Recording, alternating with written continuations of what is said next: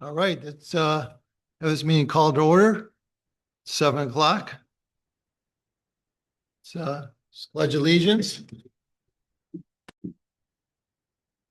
Pledge allegiance to the flag of the United States of America and to the republic for which it stands, one nation, under God, indivisible, with liberty and justice for all.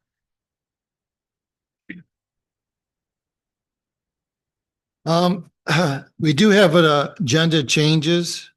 Mike, if you could add the annual report to the new business.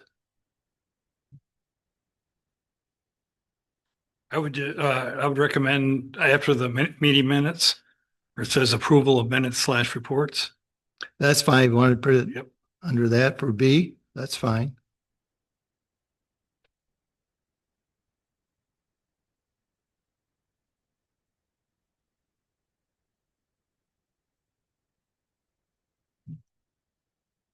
Any public comment?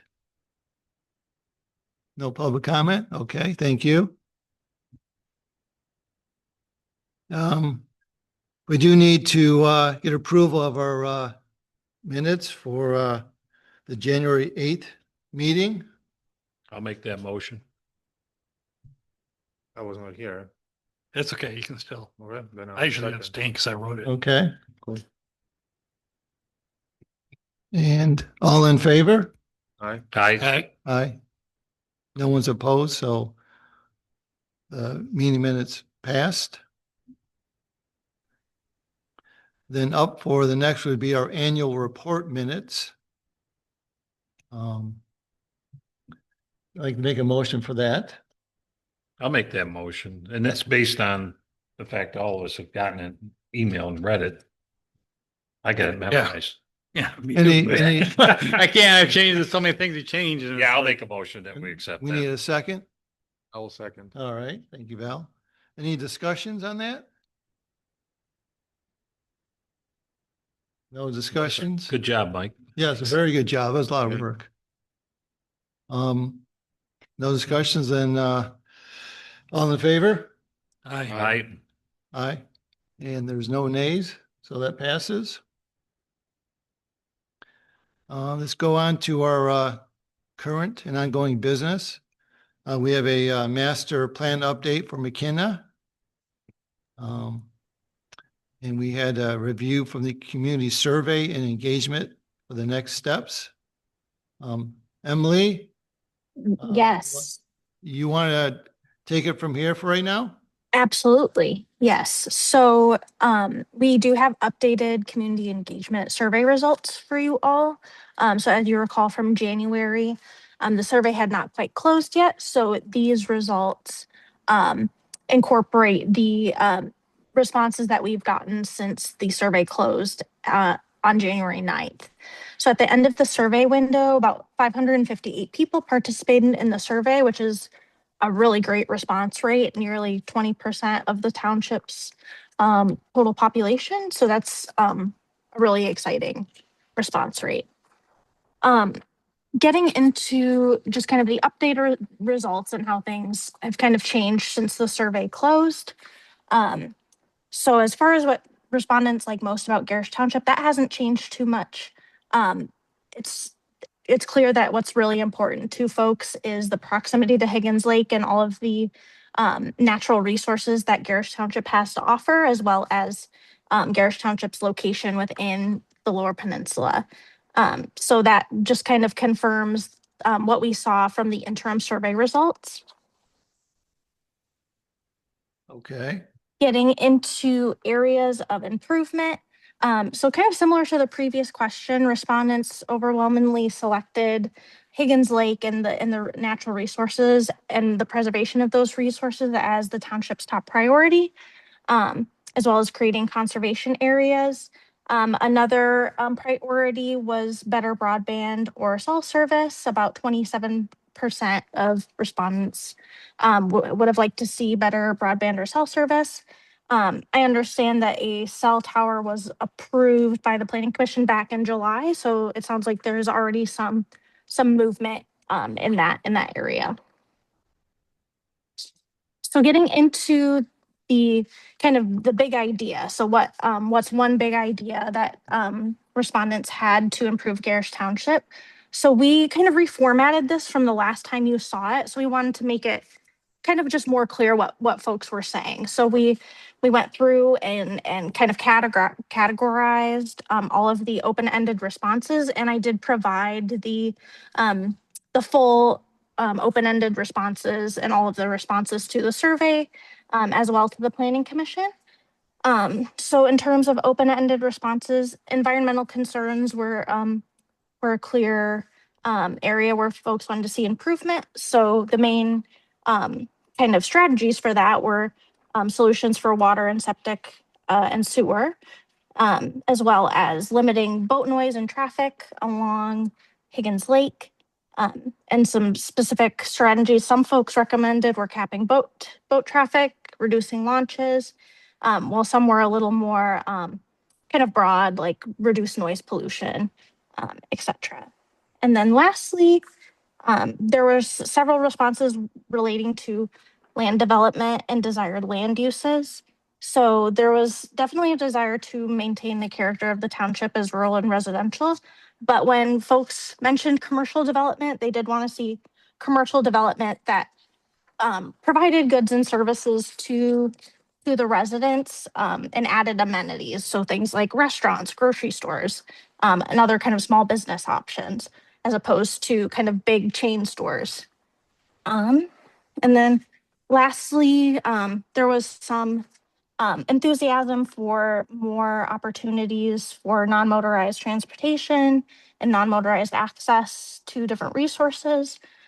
So some examples people brought up was a bike path around the lake, sidewalks, safer, wider shoulders, and trail connections. So there is a sentiment for some kind of walking and biking infrastructure that's safe for people to use.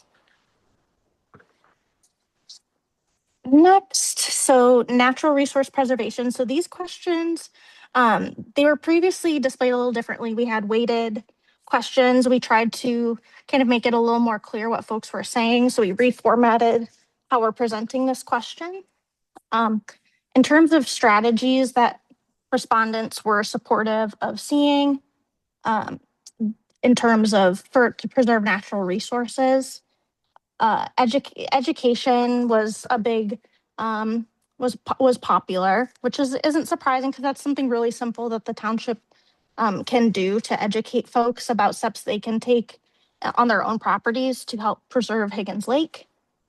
Kind of more, I think, strategies that maybe are a little more would require the township to do more oversight and implement kind of things like reducing impervious surfaces and having limits for those. Those were less popular, but there's still a lot of support for those types of strategies. So kind of examining where those might be appropriate, it could be something the township does moving forward. And then, so kind of second to last in housing. So again, we kind of reformatted this question so folks can get a better idea of how people were responding. Respondents were mostly concerned with the impacts of short-term rentals on their properties. So 64% of respondents noted a concern about that. Another subset of respondents were also concerned about how large buildings were in comparison to the lots that they are on. So those, I think, were the kind of main concerns. Outside of short-term rentals, respondents also agreed that accessory dwelling units could be permitted in the township with some, standards. I understand that I think the township is kind of looking into that. So that I think the public has kind of indicated that they would be open to seeing accessory dwelling units permitted in the township and having standards related to those. And then lastly, new technology and industries. So we want the master plan to incorporate, the new technologies, industries, and land uses that have popped up since the last master plan. So of the new emerging technology systems like wind farms, data centers, solar, um, respondents felt that wind farms and data centers and solar farms should be prohibited or restricted as much as possible. But besides those technologies, respondents were largely supportive of seeing a lot of these technologies with some restrictions. Respondents were most supportive of allowing roof and building mounted solar panels with little or no restrictions. And then of course we kind of get into some survey demographics. And then we also provided on the last page just a little bit of breakdown in terms of how different age groups responded differently to the first question. And I think it provides some interesting insight on kind of how planning preferences change, over time. So the kind of older respondents really focused on the aspects of recreation and preservation, whereas younger respondents who are maybe raising families in the township were liked the township's schools, and then opportunities to build connections in the community that can support them and their families. So that's the updated survey results. I'm happy to answer any questions about these.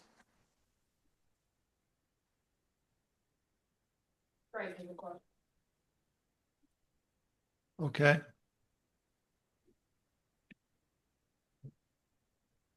I have some questions. I don't know if you can even hear me.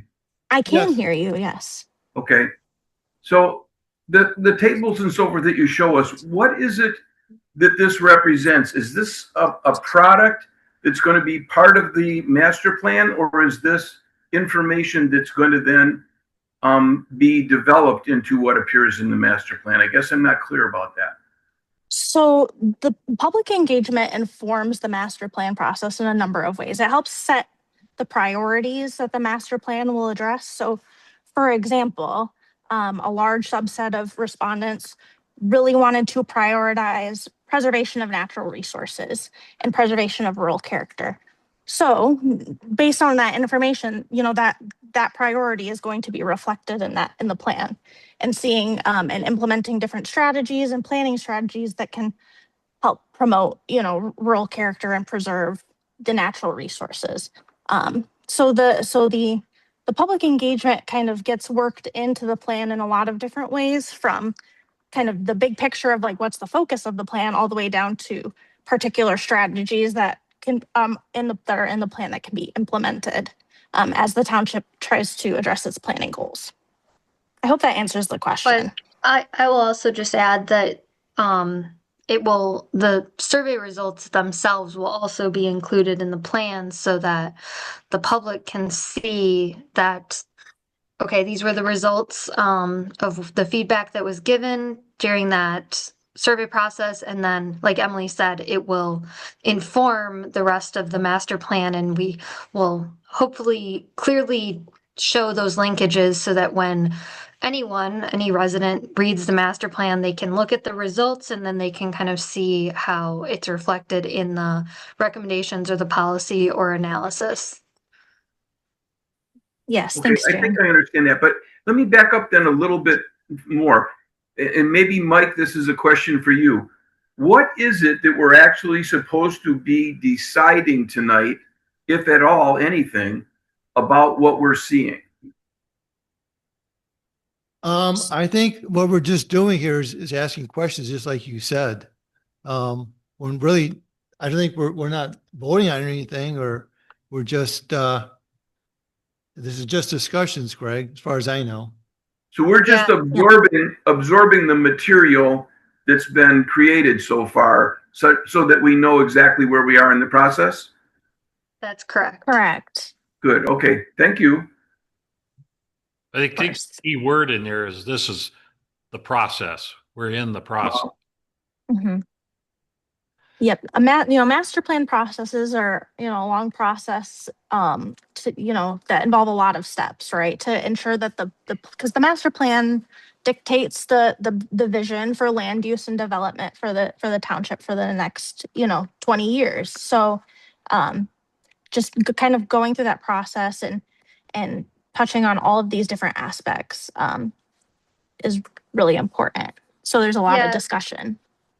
And we want to make sure we're vetting this with you all so that we don't get to the end and have been completely off course. So, Emily will cover next after we're done discussing the survey results, the future land use, and this will just be the first step of that vetting process and getting your input. So we want to make sure it's reflective of your preferences and understanding of the community, and that's why we're kind of checking in with you at your meetings. Right. So can I ask a follow-up question here about what's on page 4 of, I guess what's called the final survey results? Sure. Yes.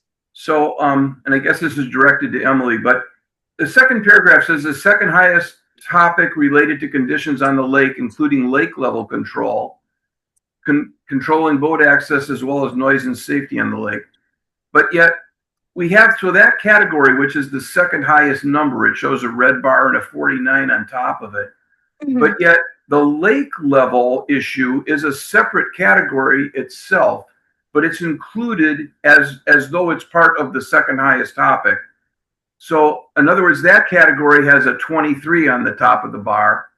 And I just wonder, those two things are not commingled, are they? Or how did that appear in the way it was collected, or what does it mean to you? So if I'm understanding your question right, I think I agree that maybe including lake level in that, like second highest is probably just, we didn't word that properly. But I think in terms of the second highest topic, folks wanted to see, they were concerned with kind of all of these, I guess I would say nuisances maybe, and their impact on the lake and folks' ability to enjoy the lake. Whereas I would say that, at least in this, in the open-ended responses, concerns about the lake level, I think are kind of maybe a little separated. And because it's less to do with, I guess, how people are using the lake and more just, the current existing conditions, and natural, kind of natural occurrences around the lake. I don't know if I answered your question, Well, super well, but my question was more about kind of the process, because it seemed to me as I was reading this, where it said the second highest topic, and the first thing it said was including lake level control, but yet lake level control was its own topic later in the graph. Mhm. And so I thought, maybe it's just that I think the paragraph is written a little bit unusually in that it talks about the second highest bar in the graph, but the first thing that it talks about in that is another bar in a different position in the graph. So yeah. that's why I wondered exactly where we were in the process. Maybe what I'm Mhm. trying to do, I guess, is point out something that you might consider rewriting in a different way. Yes. Because it was a little bit confusing to me. Yes, and you're absolutely right about that, and I agree. So when we went through this, so there were, over 550 surveys. So with, quantify kind of analyzing these open-ended responses, that involved going through all of these comments and trying to categorize them in some way or another. So there's obviously kind of some challenges with that, right? Because some comments kind of touch on multiple different topics, et cetera, et cetera. But I definitely hear your criticism and agree with you that this can be written in a more clear way. And I would agree that maybe lake level control is not involved in that, Right, kind of second highest category. Thank you for that, Emily. The other question I have involves, there's a list at the end of something that was called the master plan survey in all response data. And it shows email addresses for quite a few people. And I wonder if we can have those email addresses in some sort of electronic file that we can use if we wish to communicate with them. because I think one of the things that it said at that point was if you wish to receive updates, give us your email address. And I guess I didn't know whether that was something that was only intended to be from your standpoint or that we should be doing that also. So I guess that's a planning commission question also, I would think. I had the same question and concerns. And because you can also go back and cross correlate the times that were put on there with the times of the comments and stuff to directly say who did what and where. And I think that should be out for privacy reasons. Yeah, and those results won't be in the plan. We wanted to provide those to the planning commission. One, because I believe we were asked for them at the last meeting. So we wanted to send those to the planning commission. But also just so folks can kind of see how the analysis came about. But those won't be published in the final plan, the raw results. Well, that wasn't really my question. My question was, is it set in motion that we will receive those email addresses that are at the end of that? It's like the last 10 pages of the report. I mean, the public wouldn't receive those. But we will, reach out to folks and give updates, who have asked for them. I don't see any. I'm not asking that the public get it. I'm asking that the planning commission or the Gerrish Township board might receive those email addresses in an electronic file. I think we can get an Excel sheet with those email addresses to whoever you want, the staff or planning commission chair.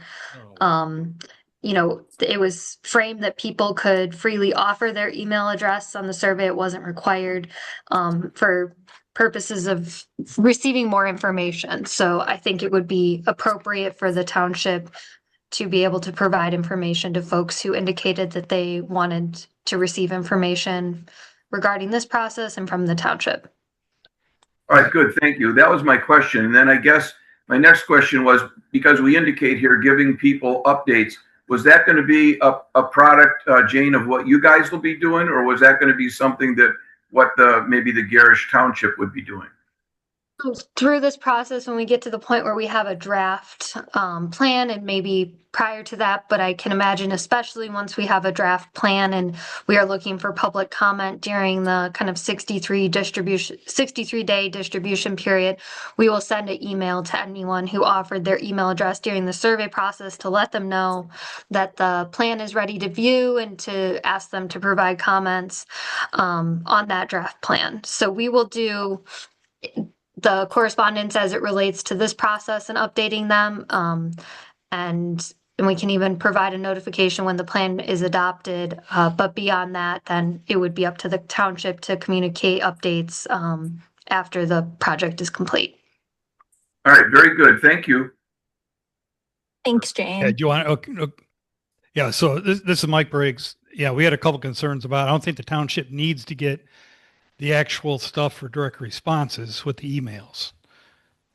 And Well, as far as I'm concerned, what Jane just described is exactly how I perceive that would roll out. I think that if they gave us their email or gave McKenna those emails, that when we have a draft product and we're trying to get it out there so people can look at it and respond to it, that using those emails for that purpose and that purpose only would be appropriate. Beyond that, I don't see, I know that there's public notices and it'll be on our website, and there'll probably be even a notice in the paper that it could be reviewed. But other than that, I don't see any other purpose for those emails. That I think is fine. We'll leave it to the discretion of the township. Like I said, we'll definitely update on this project and the process with this project, and then we won't utilize them obviously for any other purpose on our end. Correct. I was actually surprised that so many people were willing to give us their email addresses. I guess expecting a response of some nature, but over half the people who responded apparently did that. So I thought that was a good number. Yeah, I think it's great and it shows that people are excited and interested in this master plan process. Yeah. So I've that's got awesome. another, this is Mike Briggs again. Um, on one of the studies anyways, there was a reference to the cell tower approval, from the planning Hmm. commission. Hmm. Just for correctness, the Gerrish Township Board was actually the final approving authority, and they approved it officially on the 16th of July.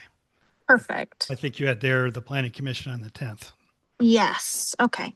So the township board approved it on the 16th.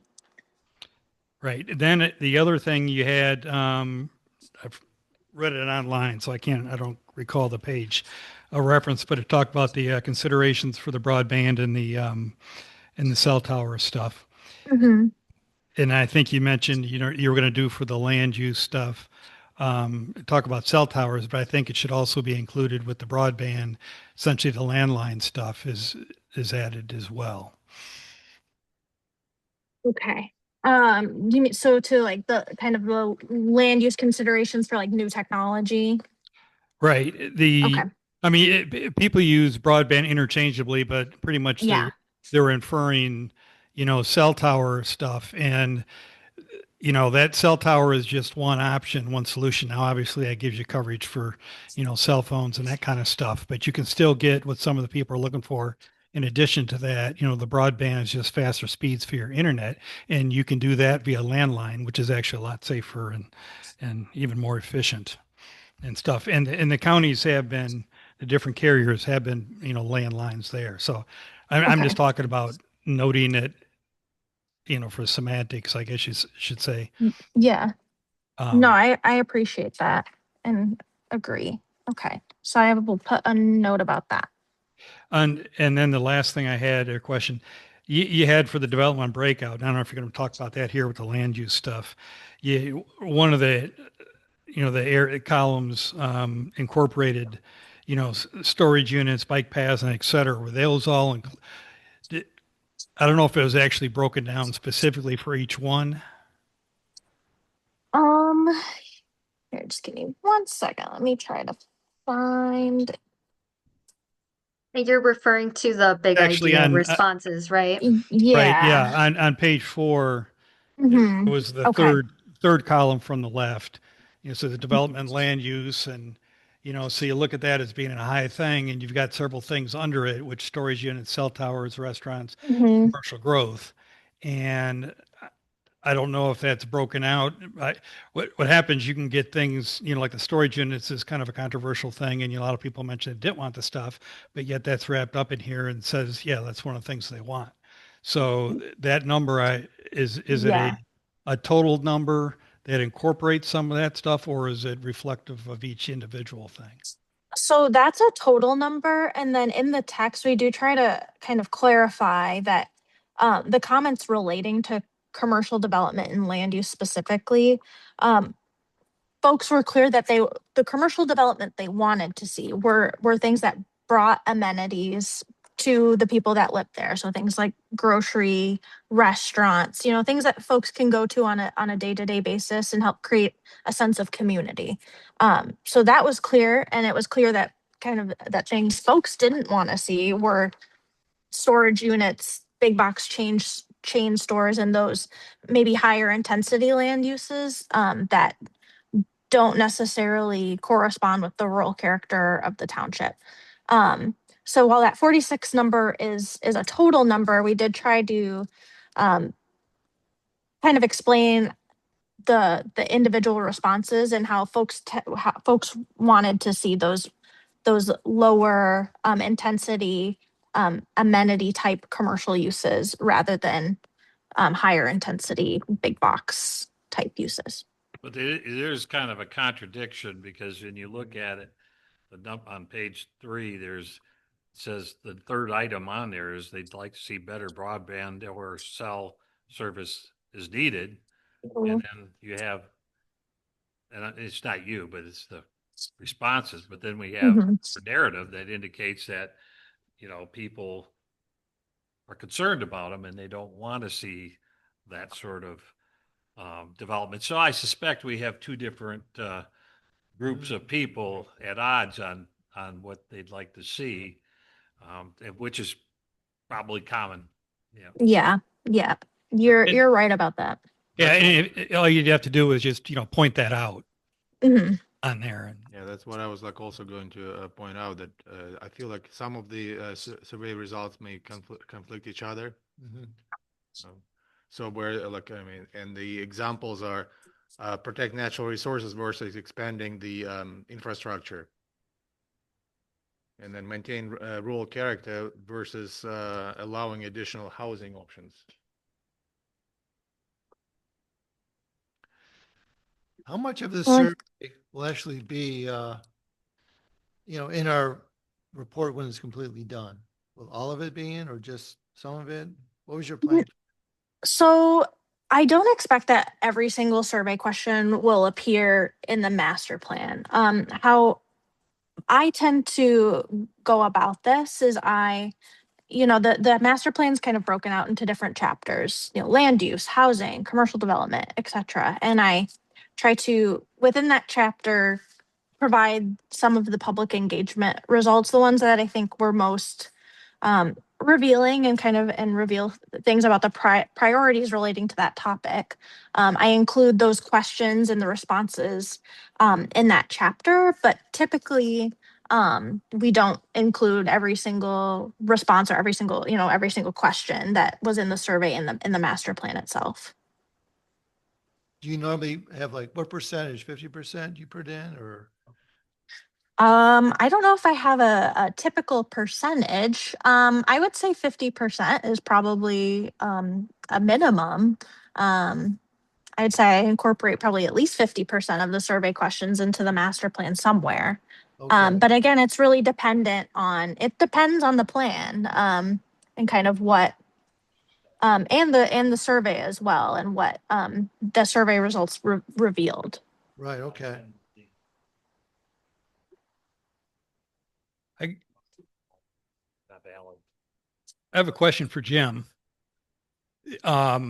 Just for consistency with like archiving stuff, not necessarily to put each individual response in the master plan. I don't think that's necessary, but how did they handle for like the short-term rental stuff and the public hearing comments Well, those and that, did they get archived in a certain, those would be areas? because they're public. Those are like board minutes. They're there forever for a hearing. Right. But did you get other comments that were They compiled them. The clerk did both. right? Both So I everything that assume, came online plus what was, what was said at the meeting. A narrative of it. So there's a record in the clerk's office of pretty much every response that we got within the period that we were looking for the short-term rentals. okay, so we could just document that for the master plan I don't, for these specific ones. I think the survey is not the same as a public time to Sure. speak. I mean, those are two different things, and I don't know if that's been, Yeah, I'm not, experience here, but I think you got to put this in perspective too. When you look at page 4 and you look at these were open-ended responses, okay? Those aren't percentages there. Those are actual, they categorized 54, let's say, in that first out of 500 and some 500 and some responses. There was 54 people that wrote something, a narrative stuff to do with this sewer septic. So that's 10% of whoever responded. And, so how much weight does that carry? I'm not sure. well, yeah, I'm not asking like that would be put. I agree with like what you do. You summarize the stuff Yeah. from the general things. You don't have to give specific numbers or you give, because we do that in the zoning board and the other stuff. When you do appeals, you get inputs from people. Yeah. Just because you get 1,000 inputs does not necessarily mean that, one way that you would actually vote that way. Use that as supplementary stuff. I'm just for archiving and historical sake. What I'm kind of answering my own question. I think is that we would basically take these inputs right here, maybe just document for the record This could And- be archived, I Right. suppose, the report from McKenna, but the detail behind that, that's in their possession. I don't expect them to give it all back to us, and I'm not interested in Okay. that either. I mean, I don't care They- about They it. did but I put just- out a report. They had a list of responses, the raw data on there, and that's, I think, as far as I'm concerned, that suffices. But I'm not an attorney, and anybody can FOIA anything. It's just a question whether they get it. But as far as I'm concerned, they're doing their job, and I don't know, Jane, you might have some experience of that nature, if somebody FOIA'd something that's in your possession, not in ours, but I suspect for historical data, this would be it. I mean, 'cause Yeah, this- I would agree. Ah. I mean, you've received the full extent of the responses. We would be subject to release the FOIA if someone were to request it, but we've transmitted exactly what we would end up releasing anyway. So, what you have seen in terms of that raw response, export is the extent of our compiled data. Because we used a survey software, we don't have the individual surveys and the paper surveys. Were all compiled into that survey software. Okey doke, thanks.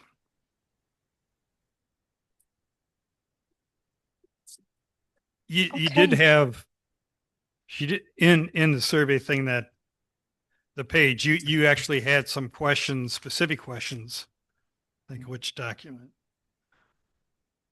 That you actually had posed on there and were looking for comments and stuff. I think she hasn't got there yet.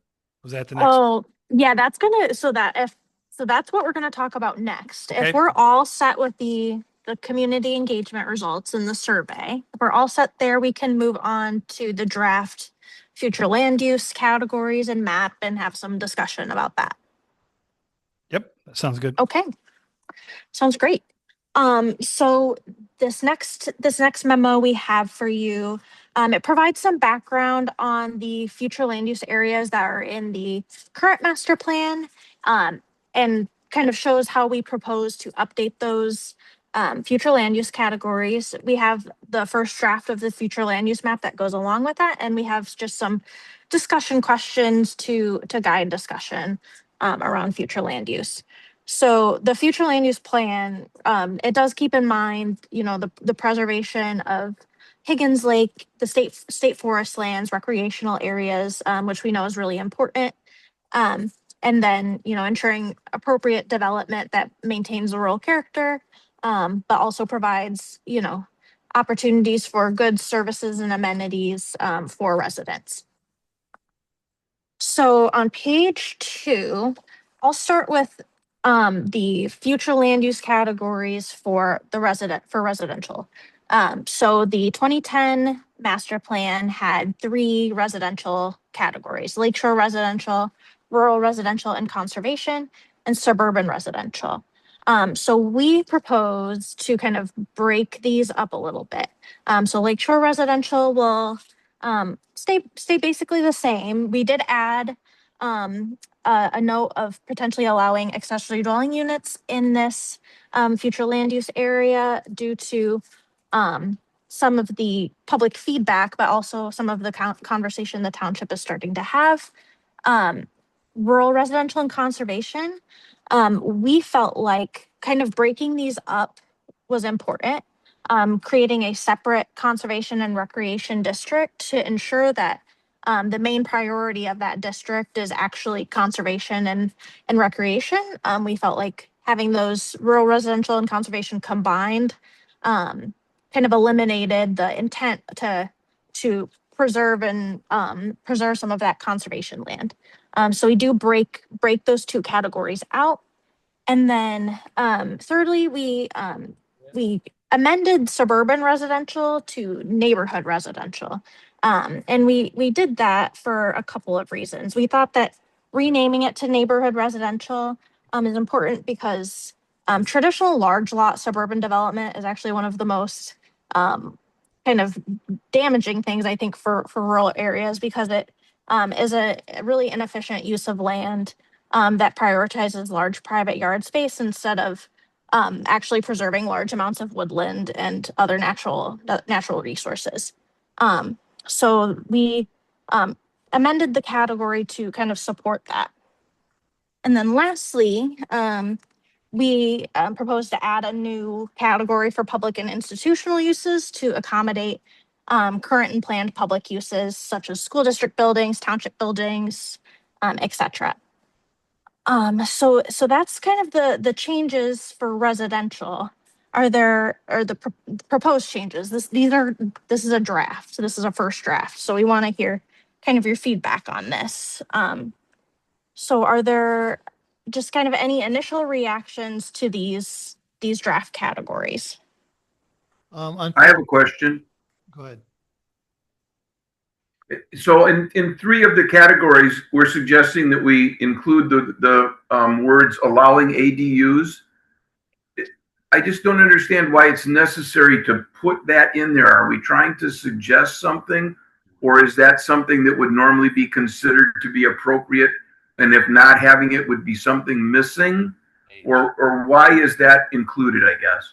Yeah, so in a lot of future land use plans, the future land use categories do offer like what uses may be appropriate in that category. So we do specifically call out ADUs because one, it's a conversation, something that's been brought up in the community engagement that potentially allowing ADUs and having regulations supporting those was something that respondents seemed to be interested in. So we did include it as a discussion point for that reason, but it is really common for future land use plans. You give examples of what uses are appropriate in that district. All And I right. think- All right, thank you. I'm the green guy here. What's an ADU? So an ADU is an accessory dwelling unit. So this can be either an attached or detached, basically separate dwelling. It's typically smaller than the principal dwelling.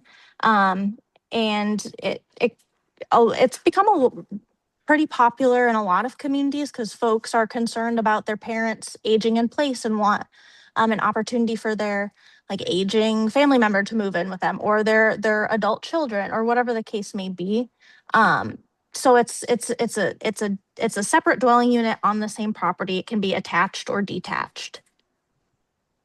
And I'll just chime in. I noticed on your agenda for this evening that later in this meeting you're discussing the habitation of accessory buildings or structures.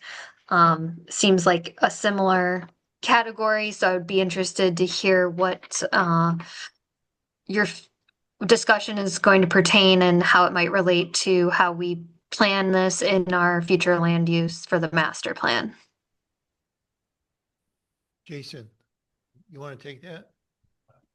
She's asking about the ADUs having a separate building. And can you ask your question again?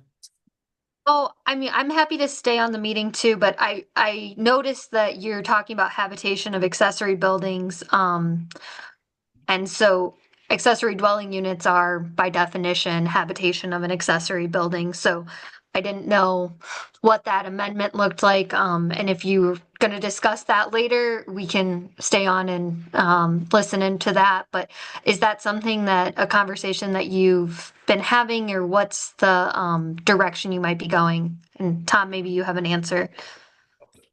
Yeah, basically we've throughout the township, people have been converting garages, existing accessory buildings of different natures, and turning them into sleeping quarters. It can be problematic. It just depends on how they use it, how they do it, and so forth. So the question was, we're looking at changing a definition and adding some text that just flat out bans them. But at the same time, looking at the results of the survey, there indicates, and we know there is some demand for it because people are doing it. So we got to talk about it in the sense of, do we decide to allow it, but yet control it between, setbacks and all the standard things that go with a building a structure on your property. Even as far as, can the septic tank handle additional sleeping quarters? Because the size of the tanks and stuff are based on how many bedrooms you have. So it's a discussion that we're just really getting started on. I guess I got one more. There's currently a bill, I believe it's in the bill format, that is to allow more condensed housing, putting second, I guess you ADUs or whatever on existing property. But those were in the cities where there's septic, there's sewer and water, public. And, the problems I see with an ADU is, like, if you're going to make bedrooms in a garage, you've just increased the volume of people that could be in that premise without necessarily changing the septic system, that's being addressed in an ordinance that in next month's meet, or in 2 months, this board will be tasked with starting the process of a septic ordinance. And so maybe that works in the city, but I'm not so much sure about here. Yeah, and that's a fair question. And what I would say is that your master plan, so ordinances should be based on a plan, right? Usually the master plan. So addressing land uses like accessory dwelling units in the plan, not necessarily saying, these are okay and you can do them everywhere, but looking at them and saying, okay, are these appropriate? If they are, when are they appropriate? And are there things that should be considered when drafting an ordinance around that type of land use? So addressing kind of these controversial land uses in the master plan, I think, is important because it gives kind of a policy guideline that is the basis for when you do draft an ordinance. And it sounds like you are kind of in the beginning stages of working on that. But that's the purpose of discussing these types of things in the master plan. Right. And somebody's on the zoning board of appeals. I know we've had a lot of, things for people who are getting, larger families and that stuff, and they want to have their small homes converted to bigger ones, but you got small lot sizes. But the conundrum is what you just mentioned. The zoning ordinance is supposed to reflect the master plan.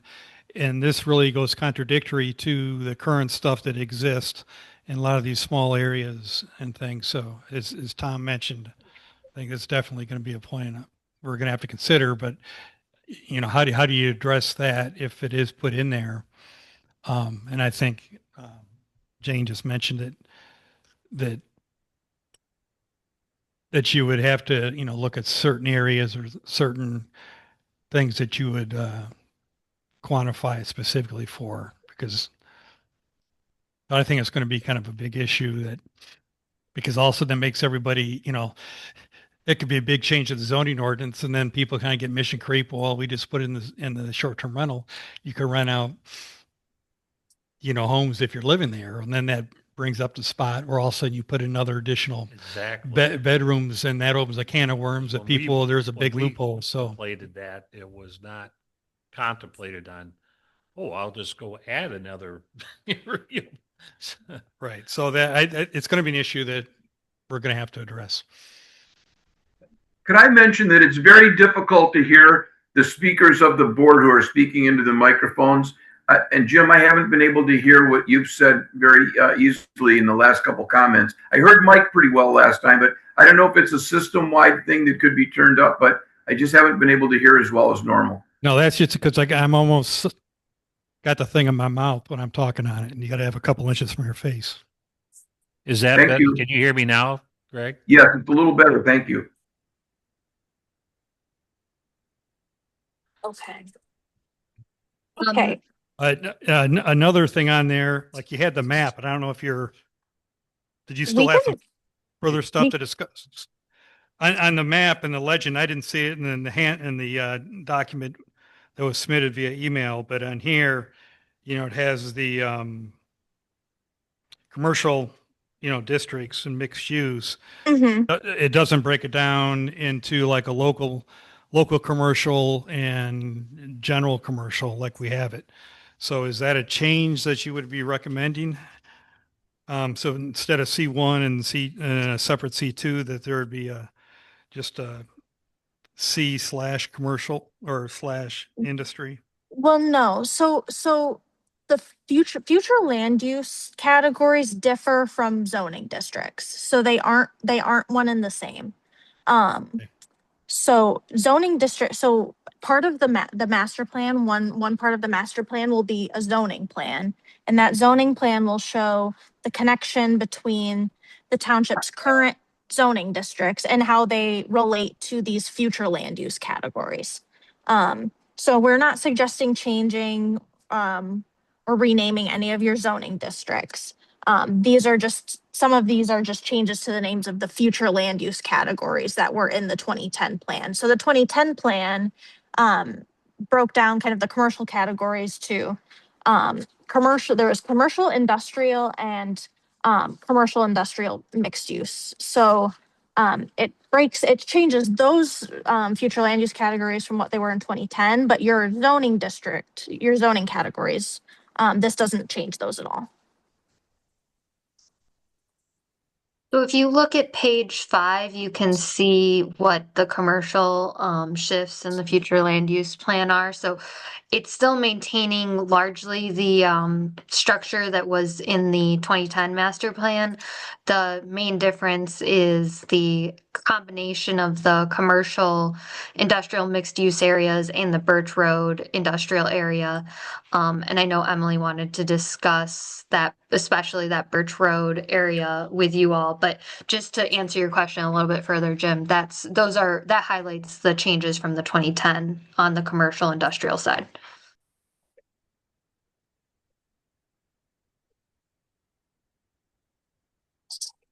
Thanks, Jane. If there's so what I kind of want to get into for the residential areas is have a little bit of discussion about density and what residential densities might be appropriate in each of these suggested categories. I guess I just want to make sure, were there any comments, suggestions relating to like just the kind of basic categories themselves? I just wanted to make sure I don't miss that before I get into some more specifics about density. Well, I guess I need a little clarification. You've got rural residential and suburban residential. Would that be equate to R1 and R2 and R? So the rural residential future land use category would most closely correspond to the RR and R2 categories. We're recommending changing suburban residential to neighborhood residential. Those zoning districts, I think that would mostly correspond with the R3, R4 zoning categories.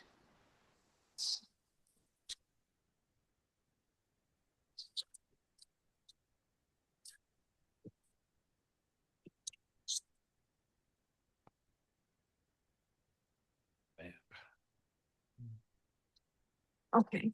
Were there any, I don't know if did that answer your question? Yes. Okay.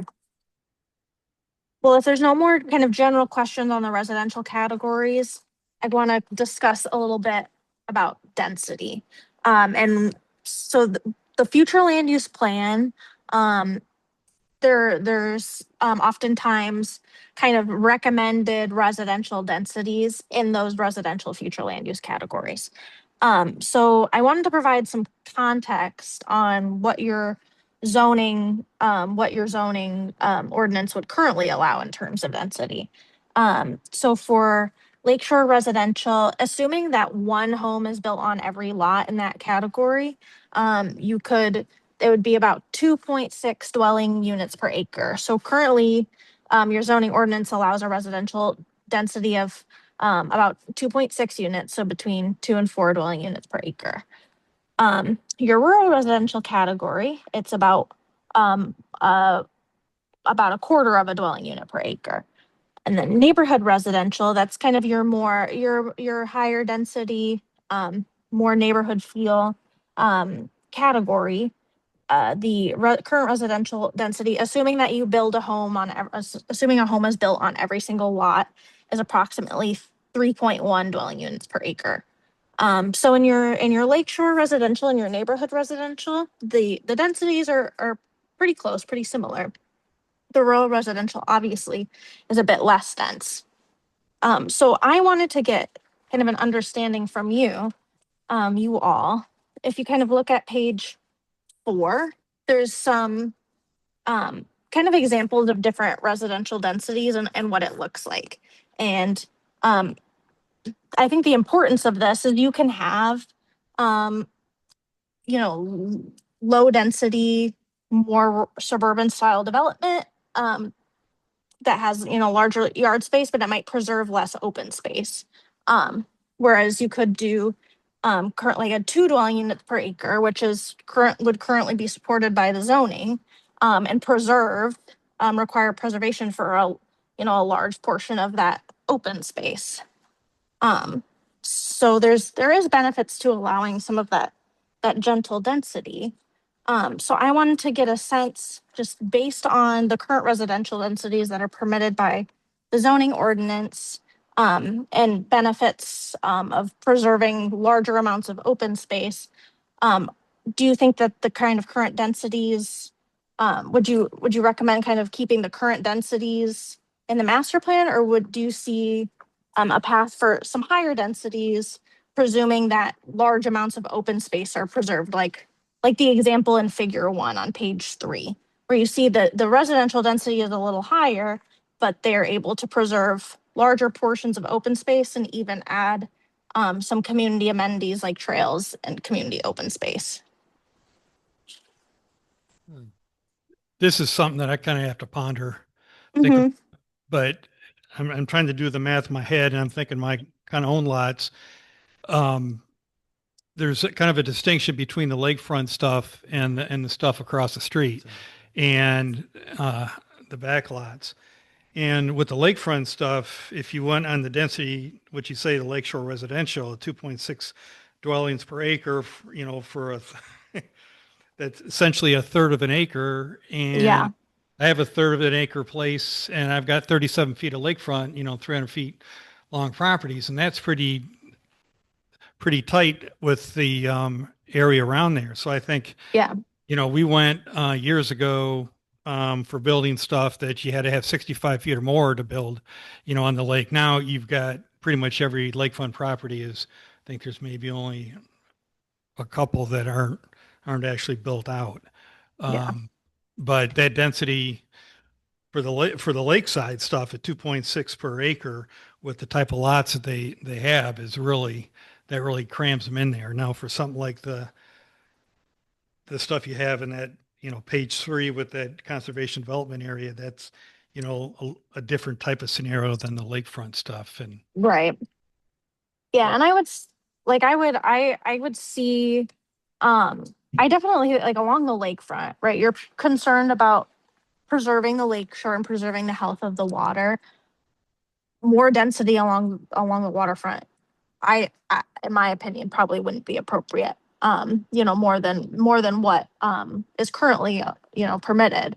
But for some of the like more some of the, I guess, the neighborhood, like the areas in orange, and even some of the areas in orange that you see on the future land use map, and those kind of already a little more dense areas in the township, kind of say, like, would something like what's in figure 1 be appropriate? So kind of differentiating, because I would agree the lake shore is different than right. than further out in the township. And one of the problems, I think, if you took like the 50-foot, if you said that the current lakeshore stuff right now is, 2.6 dwellings per acre, Hmm. 1 acre, to me, at least with the properties with the long skinny lot kind of stuff, you're talking, less than 50 feet of lakefront. And then Hmm. if you go back, you widen the properties, make them a little bit denser in the back lots. The problem we have right now with that, with the septic system, is there's not enough setback with the current houses that have 50-foot lots with the current septic tank to get the spacing from their house and from the neighbors' lots Hmm. on the places they can put it in. So with that, a sewer system really changes the game on that kind of stuff. But Yeah. where this stuff comes in, because you're not going to develop the lakes around the lakefront more, you would just be allowing things to have to change the zoning ordinance or whatever for when people do remods. Right. The real big thing is, what are the undeveloped areas that you want to go, and what's the density appropriate for that? And then a factor for that would, I think, the septic system, sewer system thing would be a big factor that would weigh in on, what density kind of stuff you would like to look for. Yeah.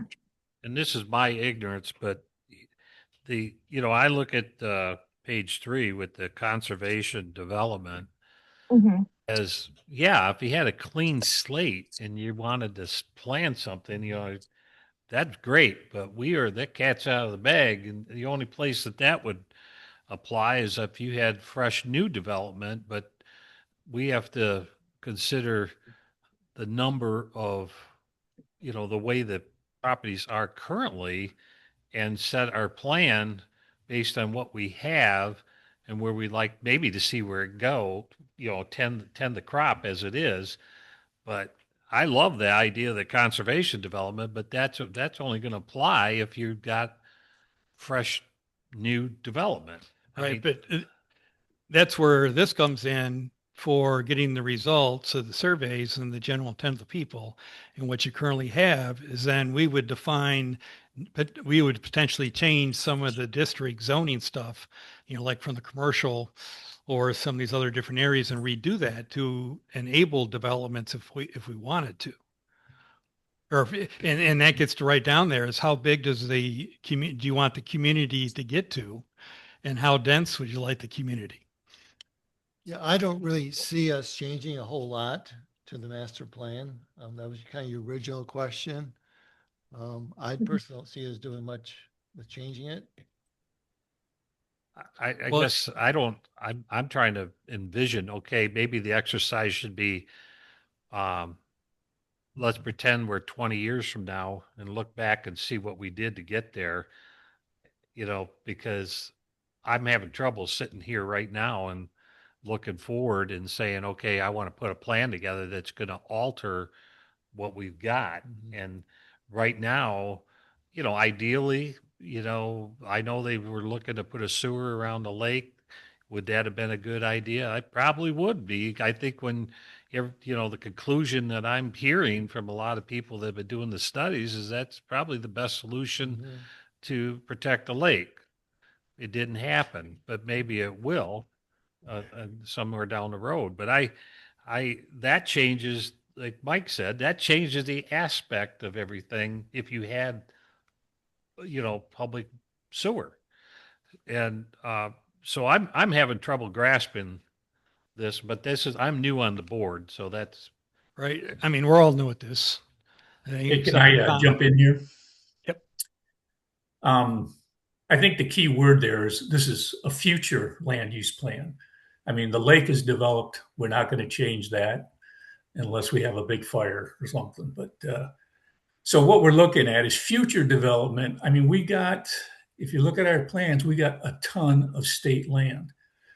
And that's where the development could happen with developers trading the land and so forth. If there were a big demand for housing in this area, which we haven't seen in 20 years, we've pretty much been flat. But the key thing is here, we're trying to just come up with a way to get away from maybe what we've been doing in all the satellite developments around the lake. Most of those have been big lots, 1 acre or bigger. And I think what what they're pointing out here is they don't have to be. If you did a planned unit development of some type where you condense down the location of the building sites themselves and left literally a nature preserve within your subdivision, that can be a big plus. But I think what we're looking at is, remember, this is the future. You're not going to change the lake shore. If we did get a sewer system in, that would be a game changer, because now you might get a hotel. You might be able to do a lot of things that you cannot do easily on septic systems. But I think that's how you got to look at this right now, is how would we like to see development going forward in the areas that aren't developed? That's a great point, and that's definitely the purpose of the future land use plan, is to decide, okay, what do we want development to look like in the future? Kind of learning from maybe past mistakes, or just, as times change, figuring out, okay, maybe this didn't work. How do we, what could work moving forward?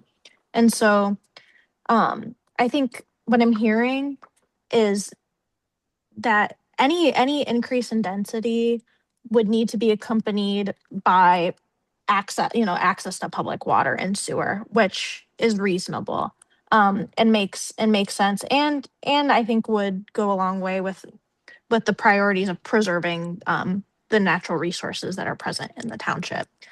So in the future land use plan, when that gets built out, that will be like one of the points in that for some of these residential categories, is that increased density would require access to public water and sewer.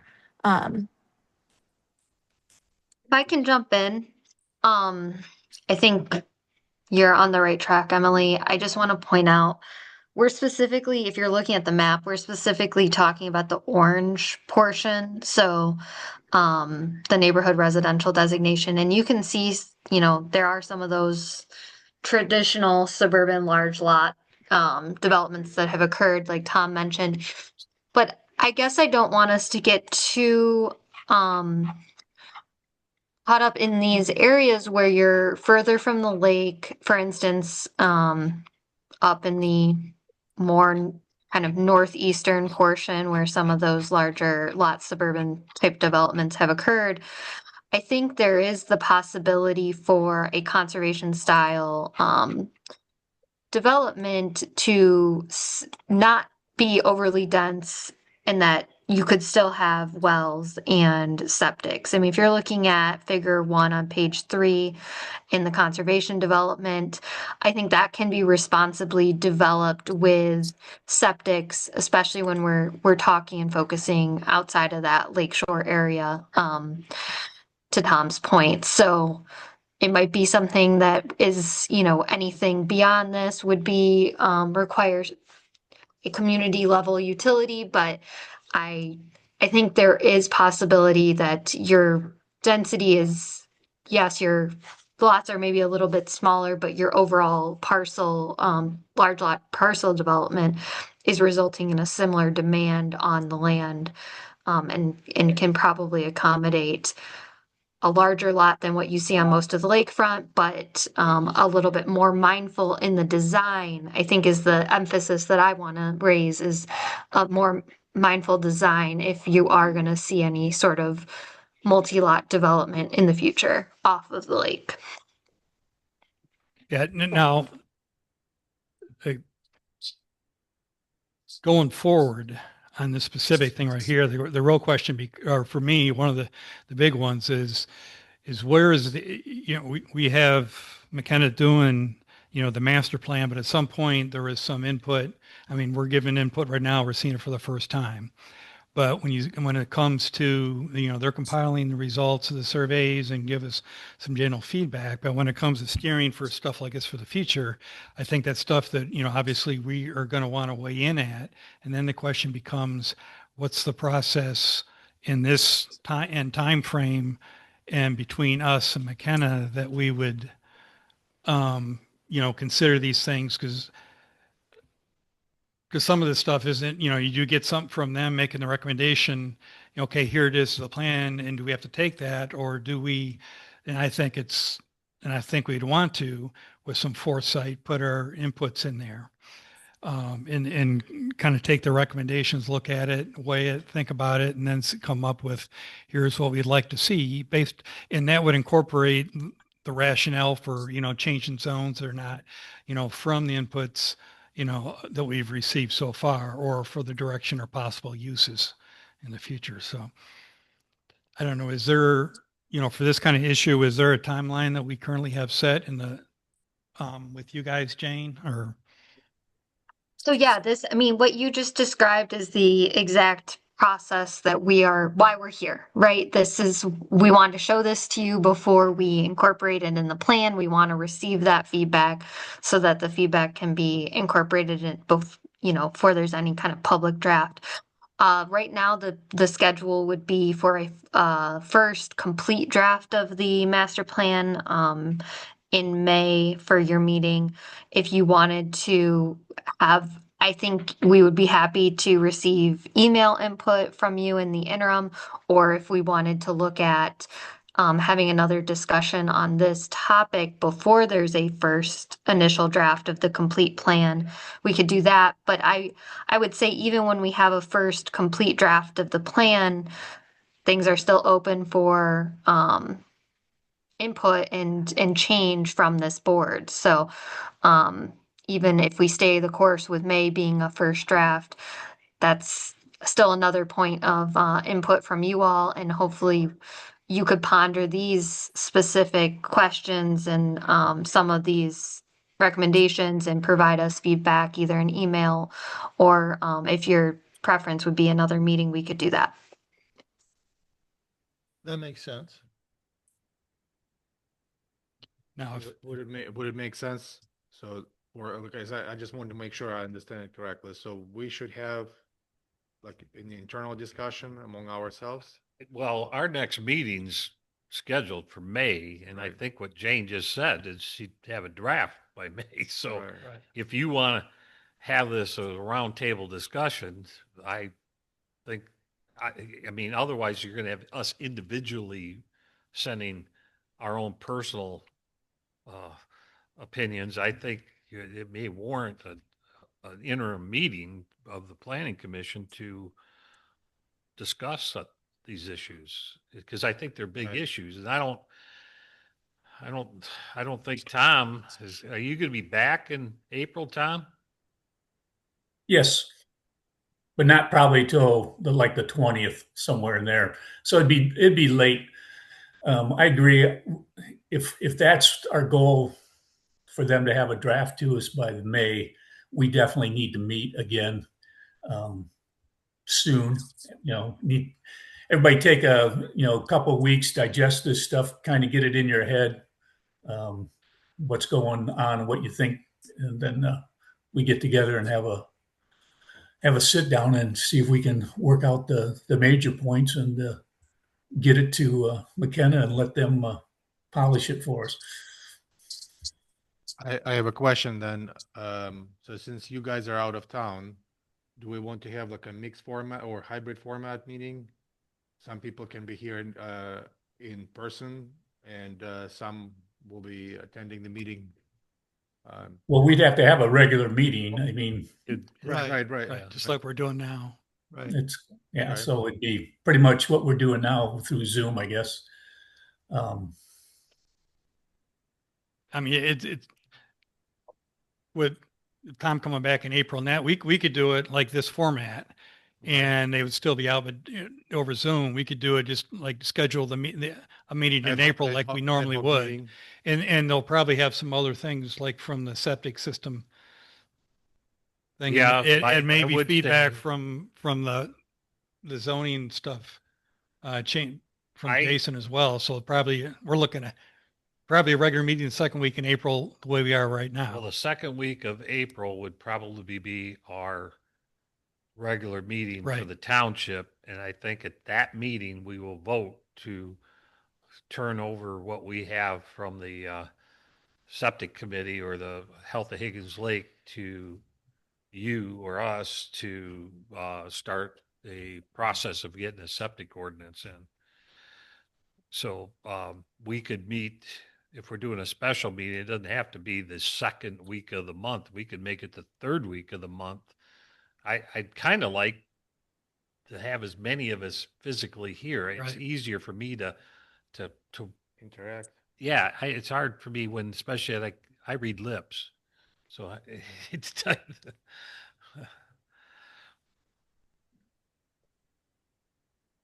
Yeah, we're certain, McKenna's certainly happy, you know, if the township would like to have a special meeting to flesh these things out further, you know, we're absolutely happy to do that. So I think that sounds like a plan. But if So we, you're saying you'd willing to participate in that? Well, of course, yeah, definitely. Okay. would we have enough time if we have a meeting a third week of April and we need to provide our input before the initial draft, which will be presented second week of in May? Would we have enough time between third? I mean, it will be less than But 3 weeks. that draft for May, again, that's an arbitrary date. You know, it's a target. There's nothing that says we couldn't, you know, push it back to, you know, for their draft to have it in June, have another meeting in June, have the meeting in May. So right now, our board meeting is April 14th for the regular township board. And it'll be after that, or subsequent to that, that you'll, the plan commission will probably be given the task of the septic, but that doesn't really have to, I mean, that's immaterial. Right. I think that, Okay. the third week of April, Well, Tom, you said what date you're going to be back? Was it the 23rd? I'm looking at probably the week of the 20th is what we were initially looking at. Right. Um, Yeah. So you'd be talking essentially the fourth week, the 23rd.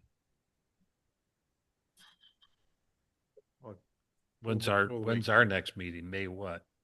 May 12, what is it? It'd be May 14th. May 14. We could even make it the last weekend of April and still have 2 weeks before that meeting. Right. So you want to make like a 30th? well, you're just not giving Emily much time to put together the draft, I guess. But as Mike has suggested, I mean, we don't really have to have a draft by the 14th. Right. Right. We We can could- push it back. Yeah, the schedule can certainly be adjusted as needed for sure. Because, you know, ultimately we're going to have a public hearing at some point. And then you're going to go back to the table and, you know, get inputs from that and maybe make some adjustments. And I don't have you had a regular schedule, I think, a plan of action of milestones. I don't have that in front of me if you did. Yeah, I think we were going to have a first draft in May, and if that was acceptable, we could release that for public comment. And that public comment would be for a minimum of 63 days. At the end of that, so we were targeting then your either an August meeting or a September meeting for the public hearing and adoption. This is, you know, this is if everything is tip top perfect and no one has anything they want changed, then we could target a public hearing and adoption in August or September.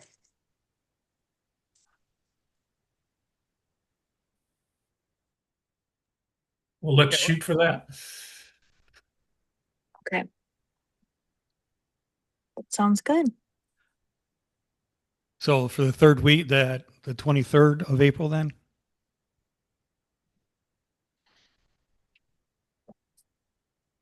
At 7 p.m. Yes, Tom, is that okay with you? Yeah, let me look again. Hang on a second. The fourth Thursday then. Yes. Yeah, I can make that work easy. So which one is it? 23rd. Fourth Thursday in April. Greg, when were you coming back? I was intending to be back the week of May 10th in order to attend the May 14th meeting, but I won't be back in April at all. Can't do that. Okay.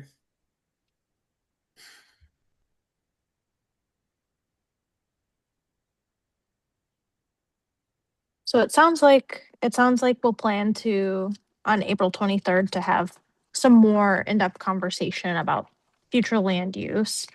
I did want to talk I did want to discuss a little bit about the commercial and industrial categories. Um so some of the suggested changes that we have for the commercial industrial categories um to respond to the desire that we see for commercial uses that provide amenities and daily goods and services to residents. We um, kind of transform that just commercial category to neighborhood commercial to really support those kind of small businesses um, from to flourish in Gerrish Township. For the in commercial industrial category, so there was the 2010 plan had the Birch Road industrial area and then a commercial industrial mixed use category. So we're proposing to consolidate these areas. The 2010 master plan identified an area along Birch Road that they thought would be appropriate for industrial development in the future because of its um, good access to I-75 via M18. But I wanted to kind of discuss that this Birch Road area with the Planning Commission. Currently, my understanding is that that area is currently residential. It's a residential area there. I wanted to see if the Planning Commission still felt like either whether it's commercial or industrial, whether that type of development would be appropriate in that area in the future. If the 2010 master plan still makes sense in that regard, or if things have shifted since then and maybe you just see it as being residential like it is currently. So I wanted to ask that question. I didn't change it. I from the 2010 plan, I included it as commercial industrial mixed use, but I wanted to kind of flesh that out with the Planning Commission. Well, I read what you had in there, and so I went to Jason's office today to ask because I wasn't aware. And Jason, would you mind speaking to that?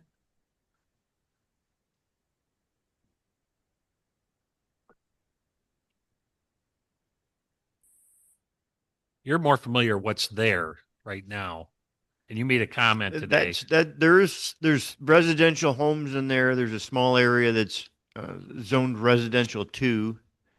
And then the rest of the surrounding property is RC, I believe. In my mind, I don't see that as being industrial, but that's just my opinion, I guess. One of the questions I have is, have you compared this map, the way it's laid out, with the actual, like with some other GIS layers that include stuff like swamp areas and other areas that are, where the soil and that kind of stuff may have issues. I know in the area that you have a neighborhood commercial on the west side up by Old Point Comfort area, that little there, a lot of that area back there is, I know personally live over there, is swamp area in the back. Okay, And, that's good to know. And the same thing I know, like with the Birch area, I know you get to the point, I think if you go down Birch Road to the very end, there's, it's like a mile or two, a dirt road that's super bumpy and stuff going down to the Campo area and stuff. So there's some of the actual existing roads, that obviously you can change anything or, with a certain level of effort and resources, but some of those things could be, help your decision factor that, oh no, you don't want to do that. That's definitely a non-player, or X's this option out. Yeah, absolutely. So that all does play into the analysis for this kind of first draft of the future land use map. What I wanted to do was um basically kind of update the current future land use map and see and and kind of recreate it with new categories based on um what we've learned so far and see basically, does this make sense? Or do things about the current, future land use map need to change? And if so, what changes need to be made? So this draft future land use map kind of started out with your current future land use map and the current plan as a base and made just adjustments from there based on our initial what we've learned from public engagement and data analysis so far. But this is of course just a first draft and needs to be confirmed and that helped confirm that maybe some of this this neighborhood commercial on the west side um like that's not appropriate for the entire area, so that is helpful.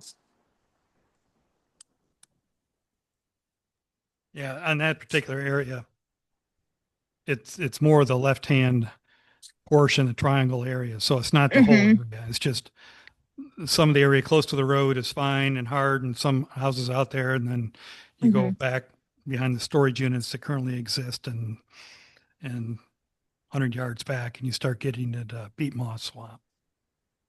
Gotcha. Okay. Yeah, I'll give you what I think is history on that industrial section on Birch Road. When we did that back in the day, we kind of looked at that area. It hadn't developed much, and it still hasn't, I don't think. And but it had potentially good access to I-75 and M18 and so forth that might be attractive to somebody if they had a business or of a industrial type to put in there. I guess we're not wedded to that. It could become we don't have anything in that type other than the other areas and don't have anything there. But this day and age, if a company wants to build something, they'll come in and talk to you and see if they can rezone it and whatever they have to do and so forth if they really want the property. So I guess take it from there and see where we want to go with it.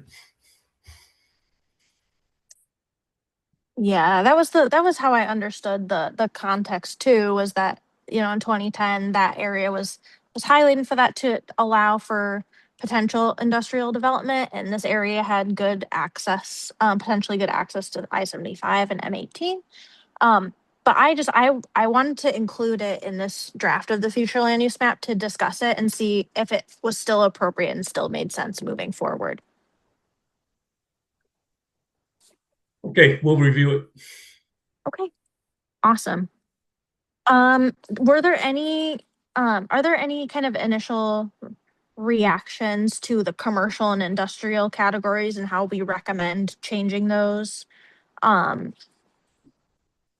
In terms of how we're breaking them down and I guess the intent of the two different categories. Does anyone have any questions about that?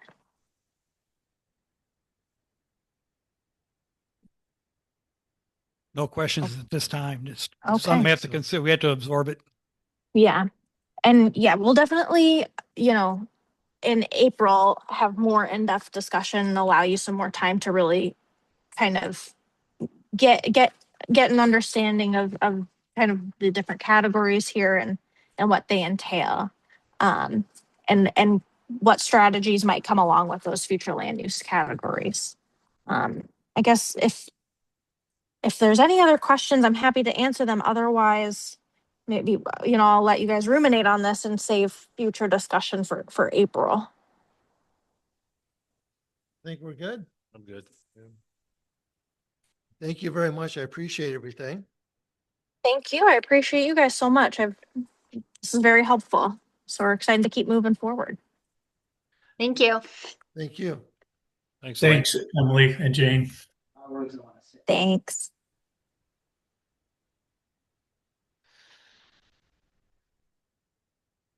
All right, so we'll plan on having another meeting on the 23rd then? Yeah, are you gonna contact the clerk's office to have the posting and all that? Or do you want me to do it? If you could do it, that'd be, Can you put us on your schedule for the 23rd?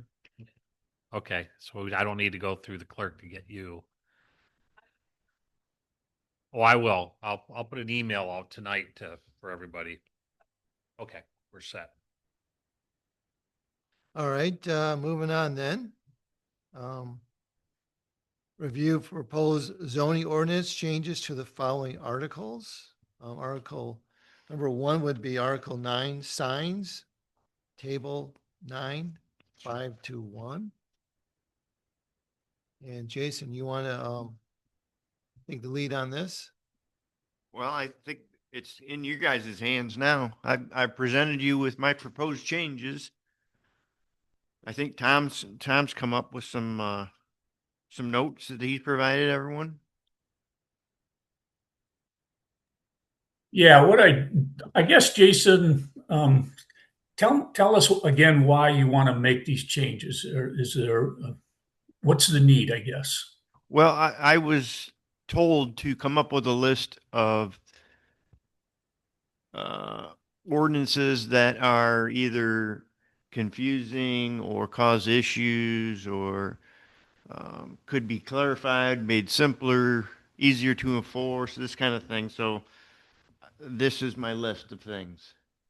Okay. On the signs, then it's the wall sign and the ground sign formula based on the size of the wall that you want to delete. Mm-hmm. Do you have you been using that a lot? Has it been? I mean, just how much has it come into play? I guess. Well, when I try and explain that to people, they just look at me silly. I mean, Okay. first of all, we don't have a lot of commercials property. We don't have much development. 90% of the commercial signs are just, a new business coming into an existing business and putting up the same size sign but with their name on it. Yeah, I agree with that. So, but in that I don't know, being that we have such little commercial property and most of them are just mom and pop type stores, I don't see that needs to be there when we're already saying your sign can't be smaller than this and it can't be bigger than this.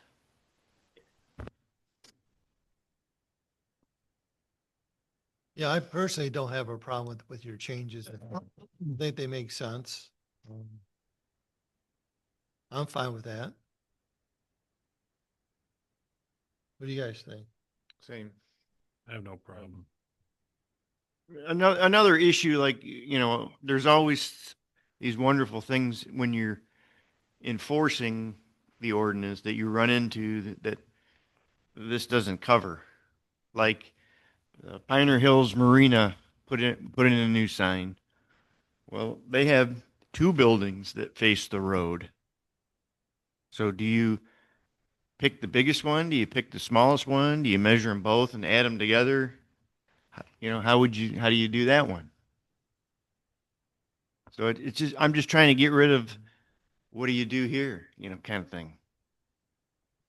Well, wouldn't number 5 more or less apply to that, where you're grouping more businesses or more buildings? No, because it's just one business. Businesses. It's just one business, but they have multiple buildings.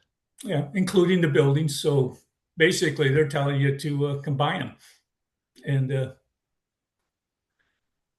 I mean, to me, the math isn't that tough. I mean, if the building's 40 feet long, you could literally have a sign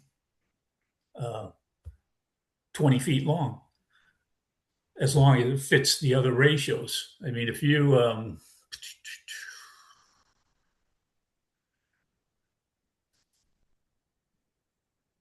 look up there where I got wall signs on the 2 different districts, I'm trying to show the maximum sizes that you could have based on that ratio that is number 3, where no one dimension will exceed 5 times of the opposite dimension. So if you wanted to have 100 square foot sign, you basically would be limited to a 16 foot by 6 foot sign in order to comply with that ratio and still hit basically 100 square feet. Or 12 by 8 would be the same ratio, 10 by 10, just to give you an idea what you end up with. And the same thing with the industrial district, which is a little different for some reason. It's only 64 square feet for wall signs.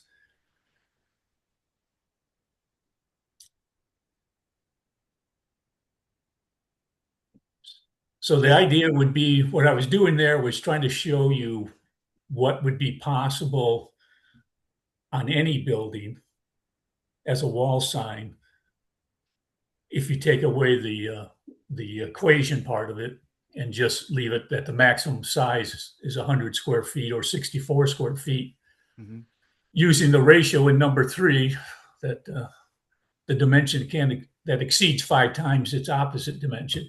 So those are the maximum 3 sizes for each condition. Now picture a building, maybe the building's got it's 30 foot long, it's a gable end, they want to put a sign. Let's take the Pioneer one. Their one building kind of faces the road. They could put a sign up of 16 by 6 foot. Well, number 5 is 2 or more businesses, not buildings. Yeah, I know. I just said it. Yeah. You could kind of link that together. But it includes buildings housed by multiple tenants, and he might have 2 businesses in there that he owns. But anyway, that's besides the point. So anyway, if we take away the equations, that's a strikeouts. Was there a time? I'm Excuse giving me. you what you can have for maximum size. Was there a time that we didn't have sizes in any ordinance and that became problematic? I don't know. That's way before my time, I guess. That was my time, and I can't say that it was that I can remember. I can't really remember. I think the idea was just to control the size of. Again, if you look at the purpose, basically it was to keep the signs from being just a big billboard. Is the idea. You're trying to maintain the character of the rural and all that stuff. So whenever I do this, I first look at the purpose. What's the intent? And I think it's pretty clear what they're trying to do. But if we're not using it, I'm not opposed to getting rid of it. So less regulation, I'm all for it. Well, that was my question, because I have had businesses in other towns where they didn't have signed ordinances. And after having businesses in Livonia and Novi, I didn't think that was even possible. But there didn't ever appear to be a problem with it. I mean, people have their own restraints about how much money they want to spend on certain signs too. So I don't know if it makes it less rural to have signs that are various sizes. I mean, I see it in a lot of places. I'm just wondering if we need it in the first place. Right. Well, that's what we're trying to discuss. Right. Now, the other thing that I want to just bring out is in number 5 there, that same formula is in there. Yeah, I would say we'd probably have to strike all that out too. Did you look at that, Jason? Yes. Yeah. Because that's a little different when you got multiple businesses and everybody wants their own sign. That's Yeah. the only place where I see that might become an issue.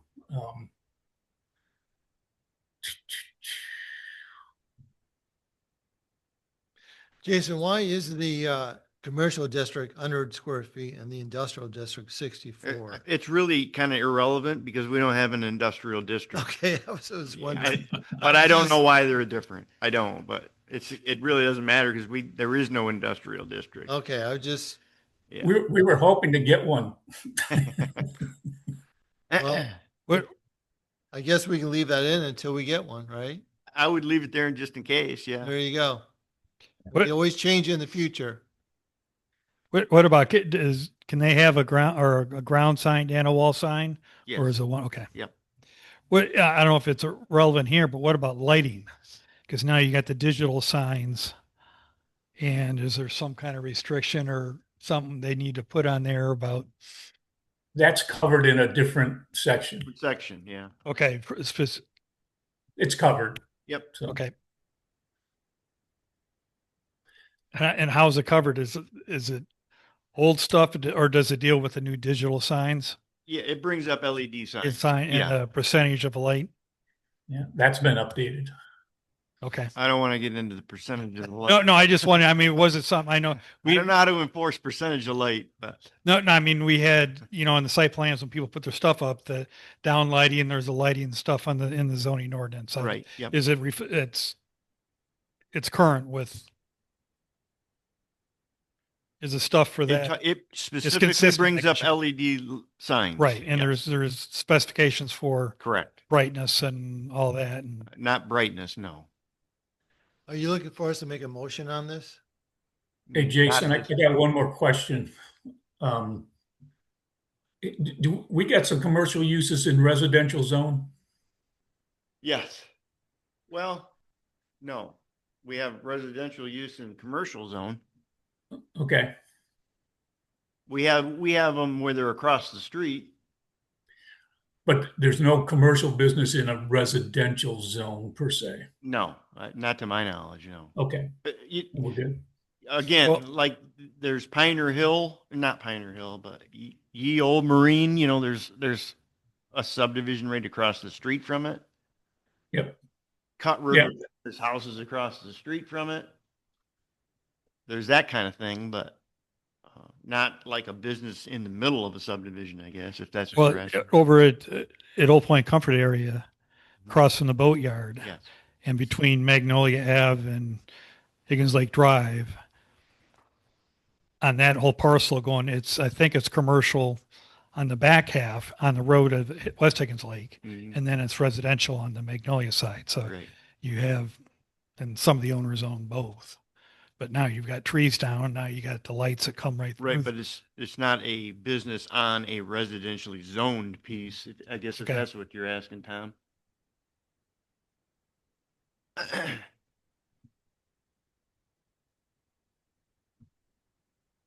Any other discussions on this?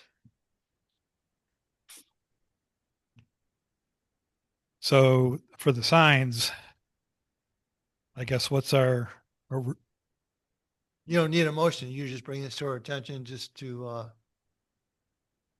for us to approve what. Yeah, I mean, but yeah, basically, I've got the three of them that I presented to you guys. Yep. And then Scott Hess is working on some verbiage on two other amendments. And he doesn't have those to me yet. Oh, okay. So I guess my thought process is once we have those two and you guys can look at them, get your feedback, we would then have a public hearing. And then after that, I think you guys would either vote to send it to the township board for amendment or discuss it again and make changes or that kind of thing. Okay. So basically, Jason, you're saying, let's just group them together and do it all at once. Yeah, I certainly, he was supposed to have these to me before Christmas break. And of course that didn't happen. And I've seen him twice since and it still hasn't happened, but none of this is earth shattering. So I'd just as soon wait for his two. So we have them all at once. Yeah. I think that's, and when we did this about 7 years ago, that's what we did. and We did several at once in one public hearing. Whether this gets done in the next month or 6 months doesn't matter to me. So totally agree. And I was there when he made the promise. So he did. But I think that he verbally told you, he looked at what you have presented to us correct. with your changes Yeah. and said he was fine with Yes. as far as from a legal standpoint. Correct. Yeah, So legally. we he just didn't got to have- agree with the content Right. of what's in there. And Yeah. if we are, then we can move forward. Yeah. Do it all at once. That makes sense, Tom? Yep. So on this sign thing, then basically right now we're all agreed that we'll go ahead with recommending the changes. Yes, as far as I know, yes. Right. Okay. Just Now- so I'm not going to keep it on, bringing it up is what I'm getting at if Right, we're right. in one mind. But if you change your mind or something comes up, that's okay. And if and my recommendation is that we don't do an official motion in each one right now. We just, once we get the Right. other two back, then we just do one Right. official motion Correct. for the No, final. I'm just looking for consensus. All right. Okay. Number 2, then Article 20, supplemental provisions. The A section 2015 fences and walls. Then a residential subsection 1, 2, and 3.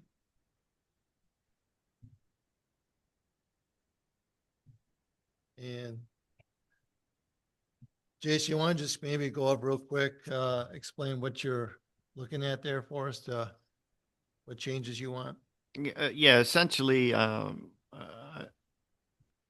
want to change the 30% blockage to 50%. And then a couple areas there where you get into the privacy style fences. And I've stated in there that, these types of fences not allowed in the front yard. From the front of the house back, they're allowed. Can't have them in the front yard because it didn't really say that before. And, so essentially you could have a house and you could put a privacy fence all the way around your house as long as it didn't go more than 25 feet out in any direction. And I don't think that was what we were intending to happen. So I think it needed to be clarified and said these types of fences aren't allowed in the front yard. Yeah, I read that and I agree with you on that. Okay.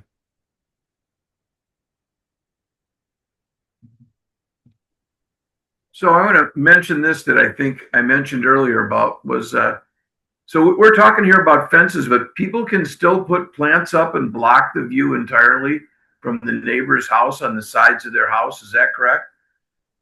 Yes. Has there been any discussion about doing anything different about that, like making sizes a part of what vegetation could be or anything like that? Not to my knowledge, no. In fact, I tell people that want a privacy fence and I tell them they can't have it. I tell them to plant shrubs. So you're really the problem then, Jason. Probably am. Yes, sir. All right. Well, personally, I think it's a bit obstructive when people do that. It doesn't happen a lot, but I know we had someone before us a couple of years ago that had a big problem with what they had there. And I guess I'd like to see us address it at some time, but it doesn't have to do with fences and walls.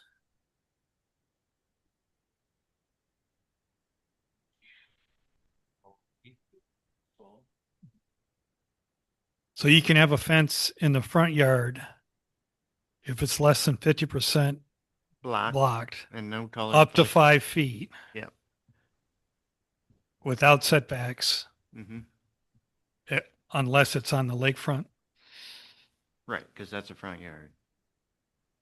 Okay. If you guys would take a look at that first page and go down to the bottom under 3 there where I've written some stuff. To the 1, 2, 3, 4, the fifth line there. It says the 50% ratio. Mm-hmm. Yes. There's a typo there. It says would have 48 open space with 48 solid.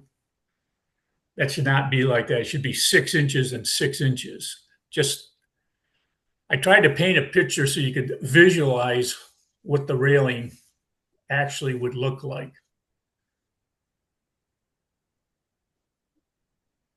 So a 30% obstruction on a 1 foot piece of fence would be about 1.5 inches thick, wide. And then you'd have basically 8.5 inches of open space. So it becomes really a open railing. You can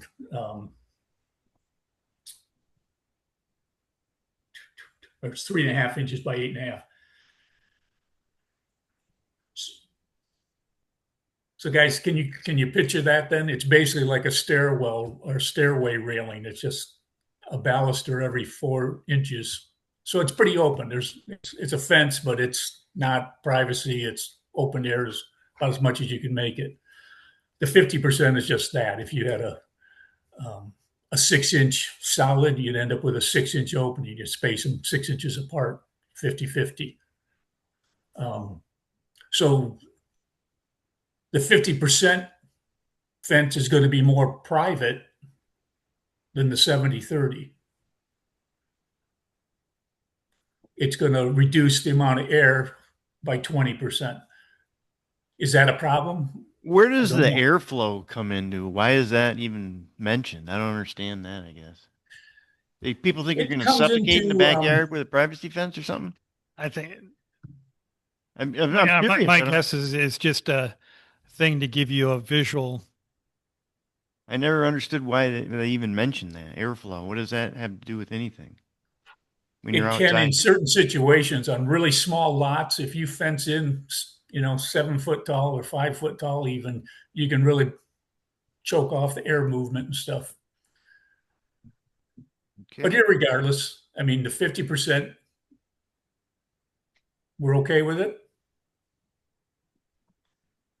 I'm fine. I'm fine. I'm fine with 50%. Jason said he had a hard time with the 30%. Well, you know, it's people that want to put up a fence. They're like, well, what's 30%? They don't. They can't get it. They don't. They just. Well, here's a picture of it on my phone. This is what I want to put up. It just doesn't work. Right. I don't understand why that number was ever brought up. Do other Well, I just municipalities told you have- how. It's a 1.5 inch wide baluster or piece of the fence, and you got to have So many spaced 4.5 inches apart. That's 70-30. So, but anyway, I don't want to belabor it. If we're going to go with 50, let's do it. The next thing I didn't care for was the 7 foot height. Where'd that come from? Don't know. I'd like to see that lowered to a 6 foot maximum myself. So would But- I. I don't like but- 7 foot either. I don't know why we have 7 My feet. my thinking is on the 7 foot, most people are less than 7 foot tall, so you couldn't see over it. 6 feet, you could have people seeing over the fence. And if they wanted a privacy fence, and I think the initial stuff when the privacy fences were going, or that 25 foot from the house, it had to be within that. I think that, if I recall, someone from before telling me there was something to do with like hot tubs and stuff like that on a house. So if you have a 7 foot, if you want to keep something like a privacy fence, and in particular is like at the road ends, where you're allowed a privacy fence, to keep everyone from looking over and stuff, and all the traffic that goes down there and the cars and the people, then you've got, 6 foot, you get somebody up there, you get tons of people looking there all the time. Whereas 7 foot, it gives you, blocks the view. So that's my thinking of the rationale for it. Well, that makes sense. Where it's true or not, I don't know. I would keep the 7 foot one there myself specifically for that reason. Okay, it is in there. It's a separate thing. There's a separate note for fences along road ends. And it's allowed there. So I think we're already covered for that particular scenario. Jason, do you have many people putting up a 7 foot fence? With the restrictions right now, not very many people do privacy fences. Okay. I've had, I think, two, and it's one section coming out from the house, and then it gets too close to the property line, so then they would switch to something different. And I think that's only been twice. Okay. Right now, people just don't want to lose 10 feet of their property, essentially, by, having to come in 10 feet, Mhm. and they can only go 25 feet out from the house, so they just really don't do it. But there seems to me several years ago, and actually prior to COVID, we had in some of the ZVAs, there was a couple questions that came up about, the fencing and, you were getting more people that are moving up here now from suburbia that are retiring and that stuff. And again, it's a different culture with the lights and the privacy and that stuff. It's like, I want to put a privacy fence up.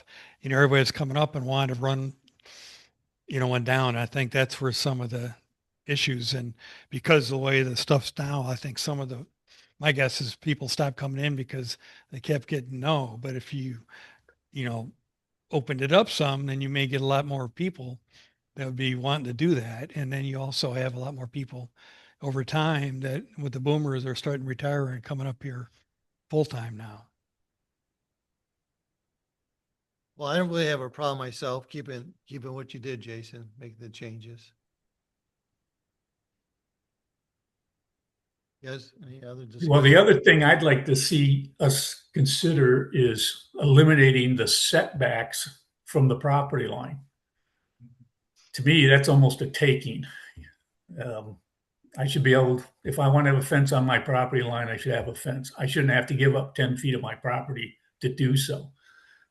I just don't agree with that on all.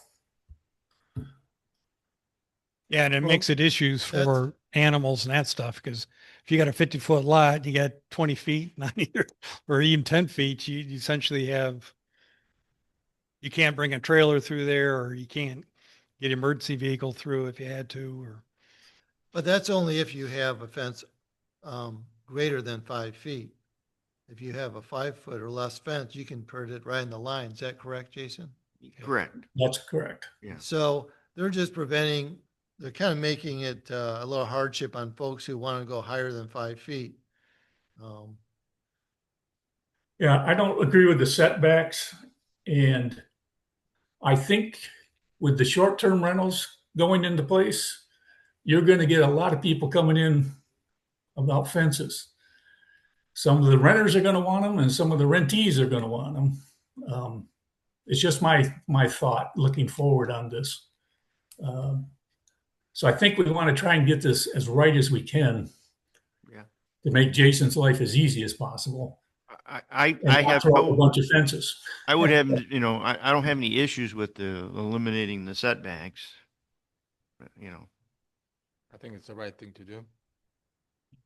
Well, having setbacks does prevent folks from wanting to put up a fence taller than 5 feet.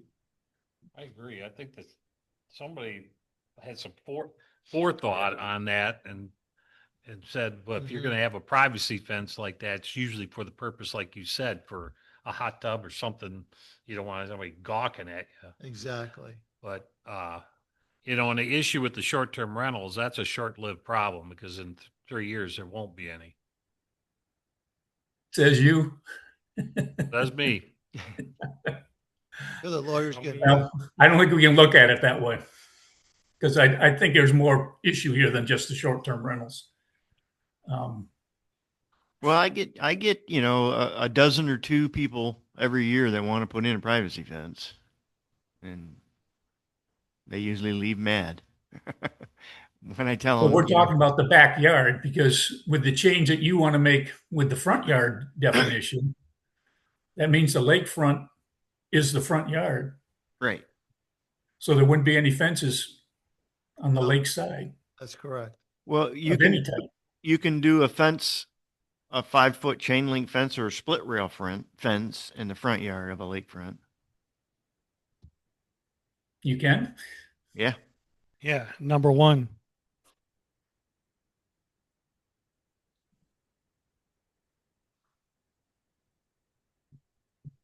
Yeah, it just says any yard or. Oh, any yard. I got you. Yeah. Yep, you can then, yep. One of the things too with the privacy fence, though, and you start like with the 20 foot or with the having the setbacks and some of that stuff being prohibited, you could have a lot of lakefront people all of a sudden wanting to put up, you know, their fortress.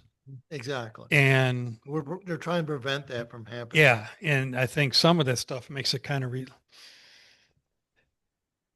it's one of those things. If you want something, do what you need to want it. But if you're trying to do something that's subliminally trying to deter stuff, you know. I mean,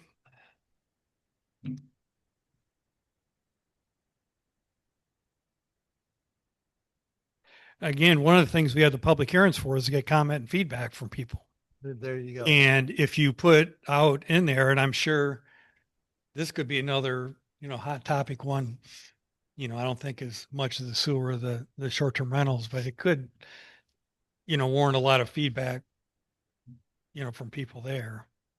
So, I mean, we could, either way you put it in, I would leave it the way it is myself. and then, pending feedback and uproar from the public in a public hearing. But I like what you had. I like your changes for sure. If people want to change that setback, let them public comment, let them, and then we can see what they say. But Yeah, I mean, I don't have a care in the world whether we allow them, don't allow them, outlaw them. I'm just trying to make it simpler to understand, easier to enforce. That's all I'm trying to do here. Sense? So, I wouldn't have an issue with the 7 foot being dropped to 6, leaving it at 7 foot. Either way, I'm fine with that.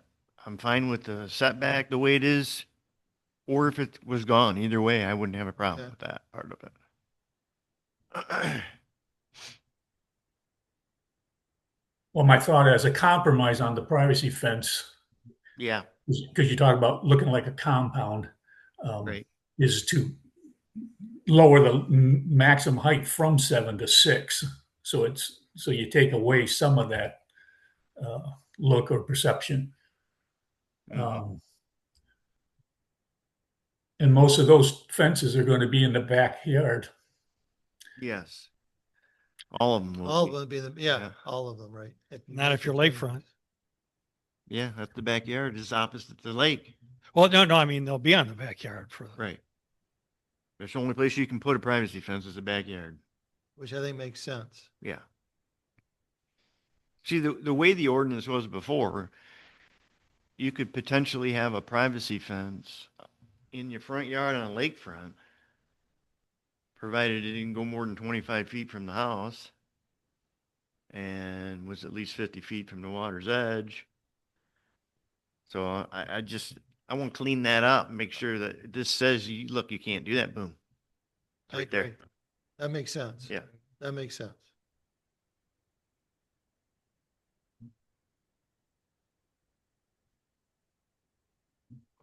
All right, let's move on. Yeah.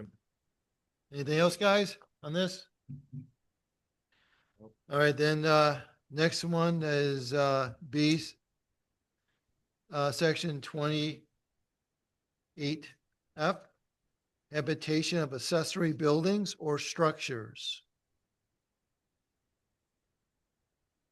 And you want to, Jason, just explain what changes you want to make on that for us? Yeah. So I think I described to you at the last meeting, the reason for this is that our definition of a dwelling includes the wording used for eating or cooking, sleeping, and living, I believe are the three things.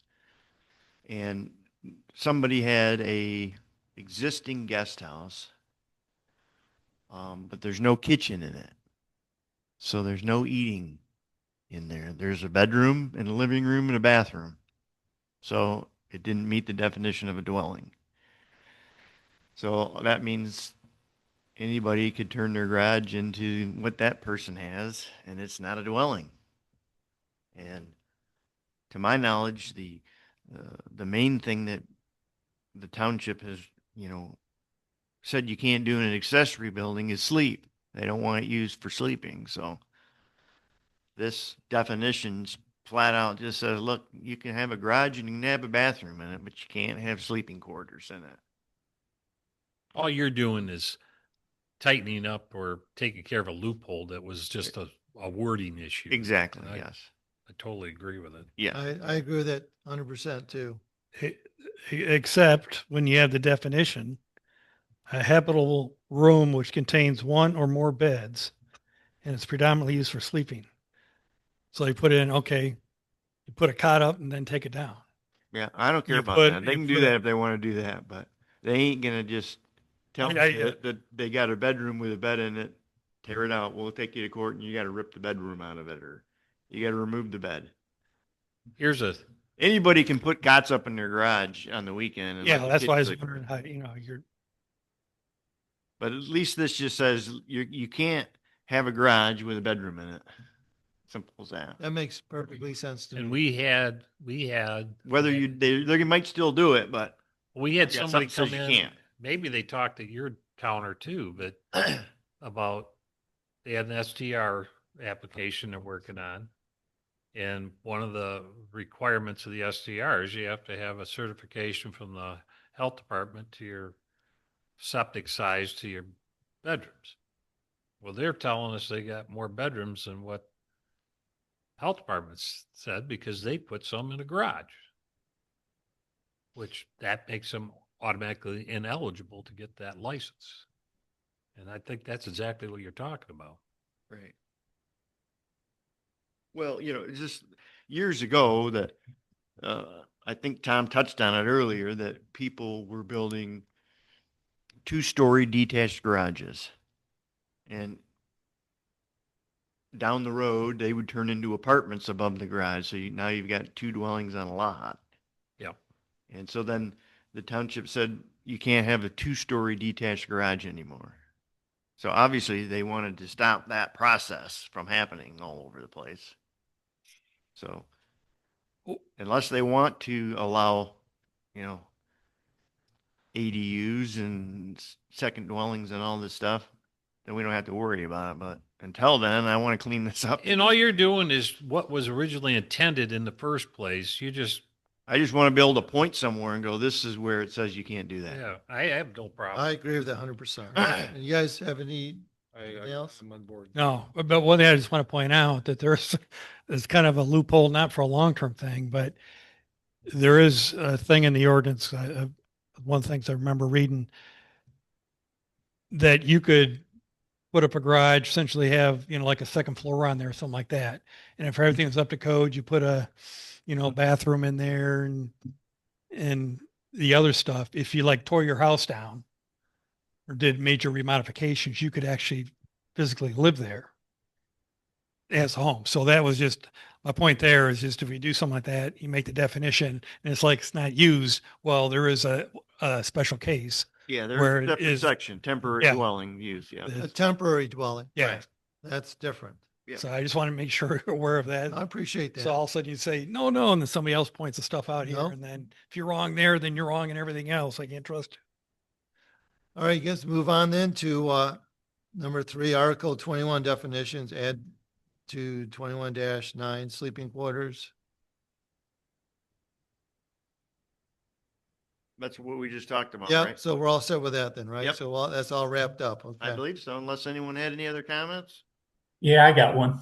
Okay. The master plan, we were just talking about ADUs, the accessory dwelling units. We might want to consider language allowing those. There's a couple of reasons. There is some language, some bills right now in front of the state level that would mandate we have to allow them, and a bunch of other stuff. They're really, really overstepping, I think, on local zoning with some of these bills. But there is an interest in it, and I think it could be done with the right conditions that have to be met regarding septic, health, welfare, building codes, all that stuff, that they could apply. This is a big movement because of the perceived housing shortage that is happening all across the country. So we're not immune to that. So I'm just bringing it up that somewhere along the line, we might end up back looking at those. Well, Tom, in that bill, that's what I was referring to earlier. It states that only applies if there's public sewer and water. Sure. Which could maybe happen again sometime in the future. Well, if it does, then we'll address it at that time. We can always change it. If it's state law, then we have to change it. So, I think the chances of it getting through unscathed is slim yet. well, if it does happen, we have to change we'll have to change it then. It, relating to that, just highlight, I think Brian sent out an email. I think everybody got it, about a webinar on the housing stuff to talk about the bills, specifics. I think, I can't remember if it was the end of March or in April. And I think that's included in there. Yeah, that's, I mean, Yeah. that might be something you want to listen or sit in on. Any other comments on that? All right, let's move on then to short-term rental ordinance update. Township Board adopted the STR draft A5-1. Jim, you just want to say that it's, Yeah, I can, Mary Ellis is probably, as you all know, has been assigned as the person in charge of that. All activity regarding the STR is going to be handled through the police department. They've already created all the documents. She's done a real good job getting the application together. It's all online now. It'll roll out on May 1st and close off on August 31st. I expect that we'll have the 80 filled probably within the first couple weeks. But I should say she's through the police chief, they're going to be real strict about the applications. If they come in and they're not done right or they're incomplete, they'll go to the back of the line.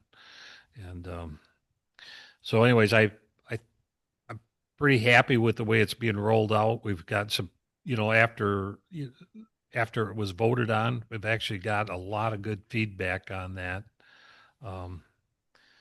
So we'll see what happens. But all right. Appreciate that, Jim. That was 1 May that I think you said was going to be the, May 1st is the rollout of the application. That'll be for the licenses, as you know, will be for the following year. right. So they can come in, start, or officially sent. May 1st, yeah, and the last day will be August 31st. But that's for the calendar year of 27. And then whoever gets those 80, that's the 80 that'll stick with for 3 years. At the end of 3 years, those will expire and there will be no new ones issued. Does that application have to be submitted in person? Yes. Okay. So that'll be a traffic day. There won't be any, not any submitted online. You need to, and they're going to do it in a good way. They realize there's going to be a ton of people who are going to show up that first day, and they just basically going to take numbers, get the packet, sign off that they got it, and let them leave. They're not going to interview or go through each packet as they come in because it wouldn't get through the day. So Mary's doing really good coaching people to make sure that their packet is complete and make sure they go through the checklist so that, they've got it all. But we're having some really interesting conversations that are coming through. Now, that's not in my office, but because she works as my deputy, there's times that she's getting calls while I'm sitting there. And we've instructed everybody in the township not to answer any questions. Everything that any inquiries have to go through her, so it's consistent. So the rollout, I think, is being done right. And they have a licensing program at the PD that she's now signed in for. So all those documents will be uploaded into that program. But I'm out of the loop as far as from that point on, and I'm glad it's moved on and we go on to something else. Perfect. Thank you for that update, Jim. Anything else on that, guys? Yeah, so this is for 2027. So there's The applications are for 27. 26 is, we'll call it a freebie. During the public hearings and a lot of the stuff that came back to the board, we listened to the public. And one of the things that it kept saying was, I took reservations for next year and what am I going to do? And because of the timing of when this is getting rolled out, we've either figured we had to push real hard to have this rolled out this spring, or let them have the freebie this year. We're going to sunset it in 3 years, and you know that was fair to everybody. I believe that you know, this is being fair to those people that did make a qualified investment in that property and with the expectation of having an STR, and they're not going to be able to have one after 3 years, to give them an opportunity to sell it or repurpose it or whatever. We also listened to them about I need to do this because I need to pay my taxes, and you know, if it's your principal residence, we're not gonna go after you for that. But if it's your second or third home, well, I guess that's not going to work. So, I don't know. I think it's about as fair as you're going to get, and I think it's unique. We had an attorney that called us and complimented it, you know, on it. So, kudos to this board. You know, you guys are working on it when I got elected, and it's evolved to where it is. And I think it was a very fair and Well thought out plan. yeah, Yeah. yeah, considering how some of these other townships are just whacking them out without any forethought, Mhm. and really chasing a dollar. I don't think it has anything to do with regulations. They saw a money grab. So, and I'm sorry, I have one more question. You said that we are going to sunset it in 3 years. It'll be the end of 2029. That's it. So there won't be any short-term rental. There will be no commercial type short-term rentals. If somebody has a home that's their principal residence, that will continue on because those are unregulated. But those licenses are intended to expire and not any new ones issued. Okay. Hey, Jim, I have a question. If the first year there would be 80 short-term rentals, and let's say 20 of those for year two don't reapply, will 20 more be allowed to step in, or will it just be reduced to 60 for the second year? The application period is just this summer, so if somebody drops off on a subsequent year, there'll just be that many less that year. We're not going to fill the gap back to 80. Thank you. Yep. And it ends December 2029. Yeah, so it'll be 27, 28, 29. It's on a calendar year. Okay. All right. I'm sorry, I just want to understand, like, you know, and so then short-term rental will not be permitted if it's your second residence in 2029. There's a 29, after 29, there will be no licenses issued. But in the ordinance, it states that if it's your PRE, your principal residence, and it's 100%, you can rent out your house as long as you're there, and you're not going to have an application. You're not going to be regulated by the township. Okay. Obviously, if you create a nuisance or something, then right. police will be coming to see you. But otherwise, we're not going to include those. Okay, and if it's somebody's second residence, third residence. Well, those are not PREs because you can only have one PRE. So Okay. if you're a principal resident in Detroit, you own a house on Higgins Lake, that will not qualify because that's not your principal residence. It has to be assigned to you by the township assessor.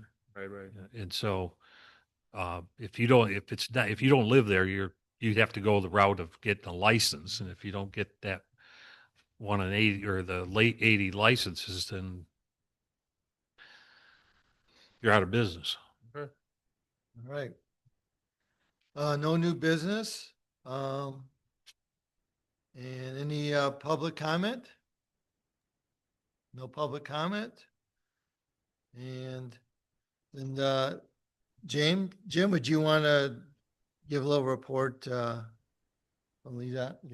Well, the big news is that if you read the paper last week, the Health of Higgins Lake is the septic committee has moved their product or draft of an ordinance to the township board. we weren't in a position to have enough time to review it and vote to put it to the planning commission because of the timing. So, our next meeting in 30 days, our work session, we're going to go over that, providing I don't see any issues with us pushing it on, but they'll give them an opportunity to speak on it. At that point, I expect the following week that we will vote to put it to the planning commission. So we'll have an ordinance to contemplate and make recommendations, and they'll come back, of course, to the township board. But I know they put a lot of time and effort in it. So maybe it'll be a slam dunk. I haven't read every aspect of it. I'm on that committee, but for the last 5 months, I've been unable to attend the meetings because of conflicts in my office. So that's coming. I think Tom asked me to speak on the tower, so I did an inquiry on the cell tower project. The environmental studies and all that have just been completed. According to Jim Osling, he believes that they're going to break ground next month. So that's where they're at. Okay. I don't know anything else. We passed our budget. All right. You're all getting paid next year. So Yeah. Yeah, they said once they broke ground, it was going to go up pretty quick. And well, that's what they said. They said it'd be done last year. yeah, but they also said, and that's why I kind of initially asked for all the, the laundry list of things they have to go through. So you kind of have an idea where they were in the process, because Yeah. there's a lot of hoops they have to go through with the SEC and others to get things checked off that they're good to go. According to him, they've got their studies done and it's all been approved. So he's hoping. He said that they told him that they will be breaking ground next year or next month. So I don't know if there's anything else that Okay. you got questions on, but Anything else? All right. Well, I appreciate that, Jim, as usual. And so we're going to have next scheduled meeting will be April 23rd. Then the one after that will be May 14th. I'll make the motion to adjourn. second. All right, adjourned. Quick. Aye. 9:22. Aye.